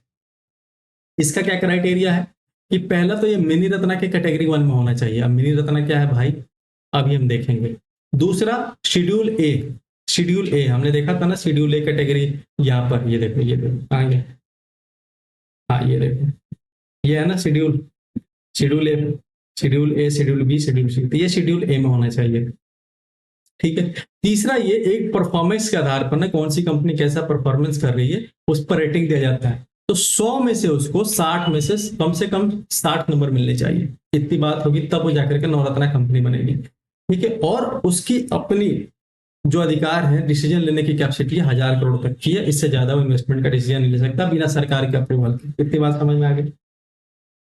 इसके उदाहरण आप देख सकते हो। जो सबसे नया है वो है आईआरसीटीसी और आईआरएफसी। आईआरसीटीसी कोई पूछे कौन सी कंपनी है तो क्या बताओगे आप, मिनी नवरत्ना कंपनी है। अब आ जाते हैं मिनी रत्ना फर्स्ट पे। मिनी रत्ना की कैटेगरी 1 क्या है, मिनी रत्ना कैटेगरी 1 में 61 कंपनियां आती हैं। इसके क्या क्या क्राइटेरिया देखो। पहला कि लास्ट के 3 साल में इसके पास प्रॉफिट होने चाहिए। तीसरा कि बिना टैक्स के जो प्रॉफिट है कम से कम 30 करोड़ या उससे ज्यादा होना चाहिए हर साल में। और उसके बाद क्या है कि इसका नेटवर्थ जो है, जो टोटल संपत्ति है वो पॉजिटिव होनी चाहिए, ज्यादा होनी चाहिए, माइनस में नहीं होना चाहिए, नुकसान नहीं होना चाहिए। और इसकी अपनी स्वायत्तता कितनी है, निर्णय लेने की 500 करोड़ की। 500 करोड़ तक वो डिसीजन ले सकता है बिना सरकार के अप्रूवल के कि कहाँ उनको इन्वेस्ट करना है। इसका सबसे अच्छा उदाहरण है एयरपोर्ट अथॉरिटी ऑफ इंडिया और बीएसएनएल। रिसेंटली ये मझगांव डॉक शिप बिल्डिंग भी इसमें शामिल किया गया है, ये याद रखना। मझगांव डॉक शिप बिल्डिंग इसमें मिनी रत्ना 1 में। इतनी बात आगे समझ। मिनी रत्ना 2 में क्या होता है, इसकी क्राइटेरिया देखो। इसमें 12 कंपनियां आती हैं। पहला कि प्रॉफिट 3 साल के लिए होना चाहिए, इसका भी नेटवर्थ जो है पॉजिटिव होना चाहिए, और कोई भी मिनिमम प्रॉफिट इसमें नहीं रखा गया। ठीक है, इसमें कोई मिनिमम प्रॉफिट नहीं रखा गया। हाँ, ऑटोनॉमी जो है 300 करोड़ की रखी गई कि ये 300 करोड़ तक अपना इन्वेस्टमेंट कर सकते हैं बिना सरकार के दलीलों के। इतनी बात आगे समझ। आगे बढ़ जाए, उदाहरण आप देख लेना, मैं आगे बढ़ता हूँ। ग्लोबलाइजेशन, 2 चीजें देख ली हमने, लिबरलाइजेशन यानी उदारीकरण, प्राइवेटाइजेशन यानी निजीकरण। अब देख लेते हैं ग्लोबलाइजेशन यानी वैश्वीकरण। जैसा कि नाम से ही कंफर्म है कि हमारा व्यापार दुनिया के व्यापार से कैसे जुड़े, उसको हम कह देते हैं वैश्वीकरण या ग्लोबलाइजेशन। इतनी बात समझ आ गई। इसके 1-2 तरीके हैं। पहला आउटसोर्सिंग। आउटसोर्सिंग मतलब क्या होता है कि मान लो कि कोई कंपनी है, हम बाहर से हायर कर लें। ठीक है, जैसे मान लो कि हमारे पास बहुत एडवांस लेवल के कोई टेक्निकल काम करने वाले नहीं है, या एआई का कोई बढ़िया इंजीनियर नहीं है, या फिर कोई अच्छा टेक्नोलॉजी नहीं है। जैसे हम देखते हैं ना कि हमारी डिफेंस की चीज बाहर से बन के आ रही है। ठीक है, जैसे ब्रह्मोस ले लो, तो वो हम अभी बना रहे हैं, लेकिन कोई और टेक्निकल जैसे रफाल हो गई वो बाहर से आ रही है। ठीक है, तो कोई ऐसी चीजें जो हम बाहर से इंपोर्ट कर रहे हैं, टेक्नोलॉजी हो गई, सर्विसेज हो गए, सुविधाएं हो गई, तो उसको हम आउटसोर्सिंग कह देते हैं। इतनी बात आगे समझ। उदाहरण आप देख लेना। अब दूसरा ये है कि हम क्या कर रहे हैं, ग्लोबलाइजेशन पढ़ रहे हैं ना, वैश्वीकरण। तो वैश्वीकरण तक पहुंचाने का एक तो कारण हो गया कि आउटसोर्सिंग कर लो, कि दुनिया के अलग अलग जो दावेदार लोग, अच्छे अच्छे लोग हैं, उनको हायर कर लो। दूसरा एक ये है कि अपने आप को डब्ल्यूटीओ में रखो। डब्ल्यूटीओ मतलब विश्व व्यापार संगठन यानी वर्ल्ड ट्रेड ऑर्गेनाइजेशन। ठीक है, वर्ल्ड ट्रेड ऑर्गेनाइजेशन क्या है, देखो ऐसा ऑर्गेनाइजेशन है, ऐसा संगठन है जो कि पूरे विश्व में जो भी रोजगार हो रहा है, कितना टैरिफ लगेगा, कितना आदमी काम कर सकता है, कितना व्यापार कर सकता है, उसके रूल और रेगुलेशन सब कौन बनाता है, डब्ल्यूटीओ बनाता है। ठीक है, सबसे पहले ना ये जब बना था 1948 में, तो इसका नाम था जीएटीटी। क्या नाम था, जीएटीटी। जीएटीटी जीएटीटी का पूरा नाम क्या था? General agreement on tariff and trade. General agreement on tariff and trade कुछ नहीं था उस समय, ये संस्था नहीं थी, सिर्फ एक अग्रीमेंट था। कुछ 22-23 देश थे, हाँ ये रहा ना, 23 देश थे टोटल, जो मिलकर के एक एग्रीमेंट किए थे कि भाई हम इतना टैरिफ रखेंगे, हम आपस में ऐसे व्यापार करेंगे, ये नियम रहेंगे, ठीक है। उस समय कब की बात है? 1948 में। बाद में इसको 1995 में आकर के, ठीक है, कहां पर? जेनेवा में इसका मुख्यालय खोला जाता है। जेनेवा कहां पर है? स्विट्जरलैंड में। और किसकी स्थापना होती है? विश्व व्यापार संगठन की। अब ये सेम काम विश्व व्यापार संगठन आज के डेट में भी कर रहा है। वर्तमान में इसके कितने मेंबर हैं यह आपको बताना है, ठीक है। वही बात यहाँ पर अंग्रेजी में लिखी हुई है जो मैंने आपको बता दी। इतनी बात आ गई समझ? अब ये सारा खेल खत्म हो जाता है पूरा, हमने देख लिया कि 1991 में ये चीजें हुई। अब 1991 में ये सब होने के बाद क्या क्या बदलाव आए वो देखो आप। एग्रीकल्चर में ग्रोथ कम हुआ, क्यों? क्योंकि हमने कंपनी पर, इंडस्ट्री पर ज्यादा ध्यान देना शुरू कर दिया। सर्विस सेक्टर में ग्रोथ ज्यादा हुआ। सर्विस सेक्टर मतलब सेवाओं का क्षेत्र में ग्रोथ ज्यादा हुआ। फॉरेन इन्वेस्टमेंट, जो विदेशी निवेश है, वो क्या हुआ? देखो फर्क देखो। 1990-91 में तकरीबन 100 मिलियन का फॉरेन इन्वेस्टमेंट था, यानी विदेशी निवेश था हमारे देश में। 18-19 में कितना था? 30 बिलियन डॉलर का। कितना? 30 बिलियन डॉलर का निवेश था। लेकिन इसमें बहुत भारी गिरावट आई है, ये भी अभी न्यूज में है, तो आपसे पूछा जा सकता है, देख लो।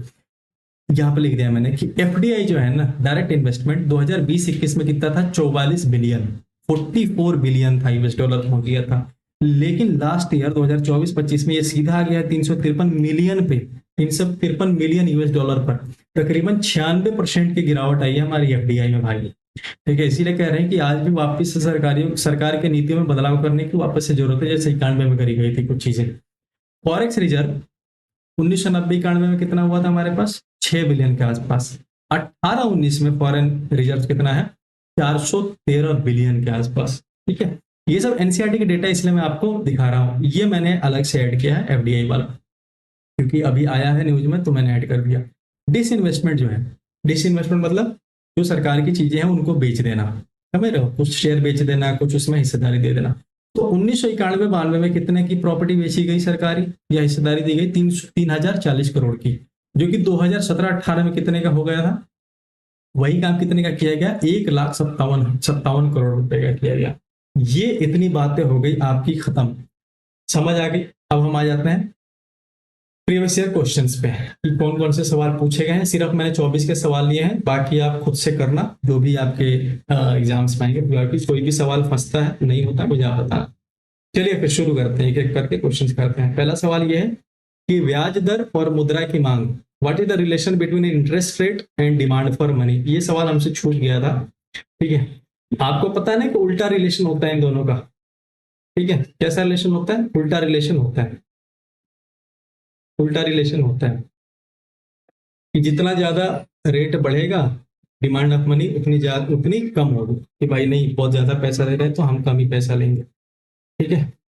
दूसरा देख लेते हैं, दूसरा देख लेते हैं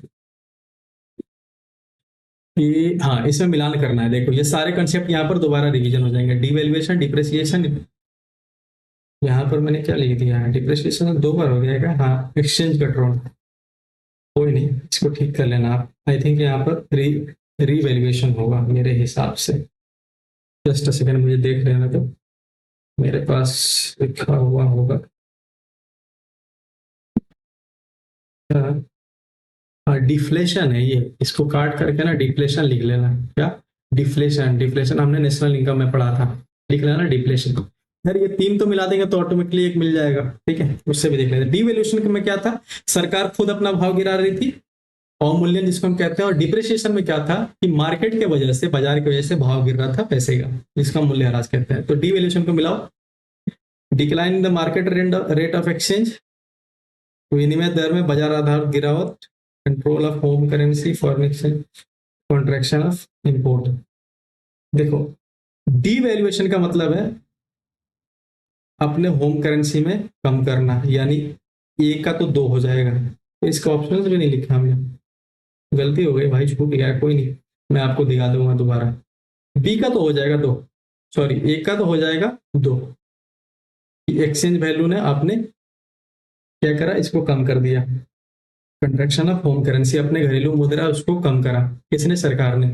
डिप्रिसिएशन में क्या होता है कि मार्केट के हिसाब से एक्सचेंज रेट को आपने कम कर दिया। तो बी का हो जाएगा 1। ए का हो जाएगा 2 और बी का हो जाएगा 1। डी नंबर देखो, एक्सचेंज कंट्रोल। एक्सचेंज कंट्रोल क्या करता है?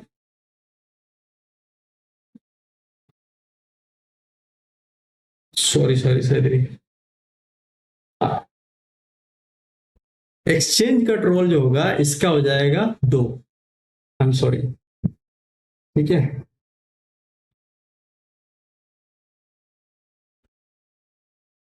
और exchange rationing official external value of currency, मुद्रा के बाहरी मूल्य में आज।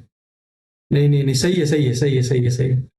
ठीक है, डी का क्या हो जाएगा? 3 हो जाएगा, विदेशी मुद्रा का ration, foreign exchange rationing. D का हो जाएगा क्या? 3। आप समझ गए ना? बाकी तीनों ऑप्शन मैंने सही लगाए हैं। पहले का हो जाएगा 2, फिर दूसरे का हो जाएगा फर्स्ट, और डी का हो जाएगा 3। बाकी कोई दिक्कत आ जाएगी तो मैं आपको बता दूंगा कमेंट में। देखो ये क्वेश्चन पूछा गया आपसे 2024 में प्री में, कि government of India allowed automatic approval of dash percentage of FDI, reserve bank of India in 9 category. कि भारत सरकार ने 9 उद्योग की श्रेणियों में कितने प्रतिशत एफडीआई की स्वचालित स्वीकृति की अनुमति दी थी? मैंने आपको बताया ना 74%। कोई दिक्कत नहीं है ना भाई? ये सवाल देखो, उन जिलों के समूहों को पहचाने जो भारत के औद्योगिक जिलों में नहीं है। ये क्वेश्चन है जो आप फंस सकते थे। ठीक है, इसका सही आंसर जो होगा वो हो जाएगा जबलपुर और भोपाल। ठीक है, आप कभी भी पढ़ोगे ना, देखो कटक जो है, कटक, कटक में जब आप पढ़ोगे ना, इतिहास में जब मैं पढ़ाऊंगा, तो यहाँ पर भी व्यापार की चीजें देखने को मिलती है। ठीक है, अलवर भिवानी जो है, यहाँ पर भी आपको पता होगा कि रैपिड रेलवे और वो मेट्रो से कनेक्ट करने की कोशिश की जा रही है। क्यों? क्योंकि इसको दिल्ली एनसीआर और साइड के एरिया में इसको जोड़ा जाएगा, तो यहाँ पर भी व्यापार की चीजें ज्यादा चल रही है। कानपुर आगरा, आपको पता है कि कानपुर पुराना हब रहा है व्यापार का। ठीक है, तो ये भी हो सकता है। जबलपुर और भोपाल इसका उत्तर हो सकता है, डी। आगे बढ़ जाते हैं। तो which of the following is not socio economic objective of industrial policy 1980। देखो यहाँ से क्वेश्चन आ रहे हैं। तो 1980 का सामाजिक आर्थिक उद्देश्य नहीं है, बताओ कौन सा है? पहला कि एक्सपोर्ट ओरिएंटेड, इसमें था कि हाँ भाई एक्सपोर्ट को या फिर निर्यात को बढ़ावा देना, ये तो सही है, ये तो होगा। दूसरा फॉरेन डायरेक्ट इन्वेस्टमेंट, ये हो सकता है कि ये गलत हो। तीसरा है कि रोजगार को बढ़ावा देना, ये बात भी सही है। कंज्यूमर प्रोटेक्शन या फिर उपभोक्ता का संरक्षण, ये भी सही है। तो जो करेक्ट आंसर हो जाएगा हो जाएगा बी। इसकी बात नहीं कही गई थी 1980 वाले पॉलिसी में। अब आ जाते हैं 6 नंबर सवाल पे। इसमें क्या है? Which of the following document provides a framework, rules and regulation of the setting of public and private industry in India? भाई इंडस्ट्रियल पॉलिसी, इसी में तो सारे कैसे कैसे फैक्ट्री बनेगी, क्या बनेगा, फैक्ट्री कैसे चलेंगी, वो सारी बातें किसमें लिखी गई थी? औद्योगिक नीतियों में लिखी गई है। ठीक है, आगे बढ़ जाते हैं। 7 number, what were the main obstacles during the industrial development of the India at the time of independence? स्वतंत्रता के समय भारत के औद्योगिक विकास में मुख्य बाधाएं क्या थी? बताओ क्या था? सिंपल, हमारे पास जगह भी था, हमारे पास मार्केट भी था, हमारे पास लोग भी थे काम करने वाले। क्या नहीं था? पैसा नहीं था, पूंजी नहीं थी। तो बी हो जाएगा इसका आंसर। सारी बातें देखो जो मैंने बोला भी है ना, लिखा नहीं है, उससे भी सवाल बन रहे हैं। Which industrial policy mark the beginning of liberalisation? बताओ कि उदारीकरण की शुरुआत कौन सी इंडस्ट्रियल पॉलिसी से हुई थी? 1991 से। 1991 से, ये भी पूछने वाली बात है। 9 नंबर सवाल देखो कि स्वतंत्रता के समय भारत में किस प्रकार का सुव्यवस्थित उद्योग स्थापित था? बताओ कि जब भारत आजाद हुआ तो 2 फैक्ट्रियां थी, मैंने बताया, पहला स्टील की और दूसरी कॉटन की। सिंपल, कॉटन की कहाँ थी? बंगाल में, और स्टील की जमशेदपुर में। इनमें से कौन, ये देखो आपके मेंस में पूछा गया 2025 में, अभी 20 तारीख के शिफ्ट में ये क्वेश्चन पूछा गया था, लिबरलाइजेशन का मतलब क्या है, उदारीकरण का मतलब क्या है? तो इसमें है कि सरकारी नियमों और आर्थिक गतिविधियों पर प्रतिबंध को बनाए रखने की प्रक्रिया। नहीं भाई, प्रतिबंध को हटाने की प्रक्रिया होगी ना। सरकारी नियमों और आर्थिक गतिविधियों पर प्रतिबंधों को कम करने हटाने की प्रक्रिया, ये सही हो जाएगा आंसर आपका। जब प्रतिबंध हटाएंगे तभी तो बाहरी कंपनियों को मौका मिलेगा कि आकर के हमारे साथ रोजगार करें, है ना। उसी को तो हम उदारीकरण कहते हैं कि हमारा दिल बड़ा है भाई, आ जाओ, हम तुम्हें कोई रोकेंगे टोकेंगे नहीं, आ जाओ हमारे साथ काम करो। तो भी इसका आंसर हो जाएगा। ठीक है, अभी के लिए इतना ही रखते हैं, बाकी थोड़ा बहुत जो बचा है वो भी कवर कर लेंगे। और आप डिटेल में देखिए वीडियो, एक बार देख लोगे ना, आपको किसी भी एग्जाम के लिए अलग से पढ़ने की जरूरत नहीं पड़ेगी। मैं बार बार कह रहा हूँ, हो सकता है डिटेल में जा रहा हूँ मैं, बट इसलिए जा रहा हूँ क्योंकि अब एग्जाम पूछ रहा है और ट्रेंड चेंज हो रहे हैं उसके। तो आप देखना, और जैसा हो आप मेरे को बताना, कोई दिक्कत आ रही हो तो भी बताना, और अच्छा लगे तो अपने दोस्तों को भी बताओ कि वो भी देखें भाई, क्योंकि कट ऑफ आ जाएगा फिर सब रोएंगे। तो अभी के लिए फिर इतना रखते हैं, बाकी मिलते हैं अगली क्लास में, तब तक के लिए जय हिंद, बाय बाय, थैंक यू।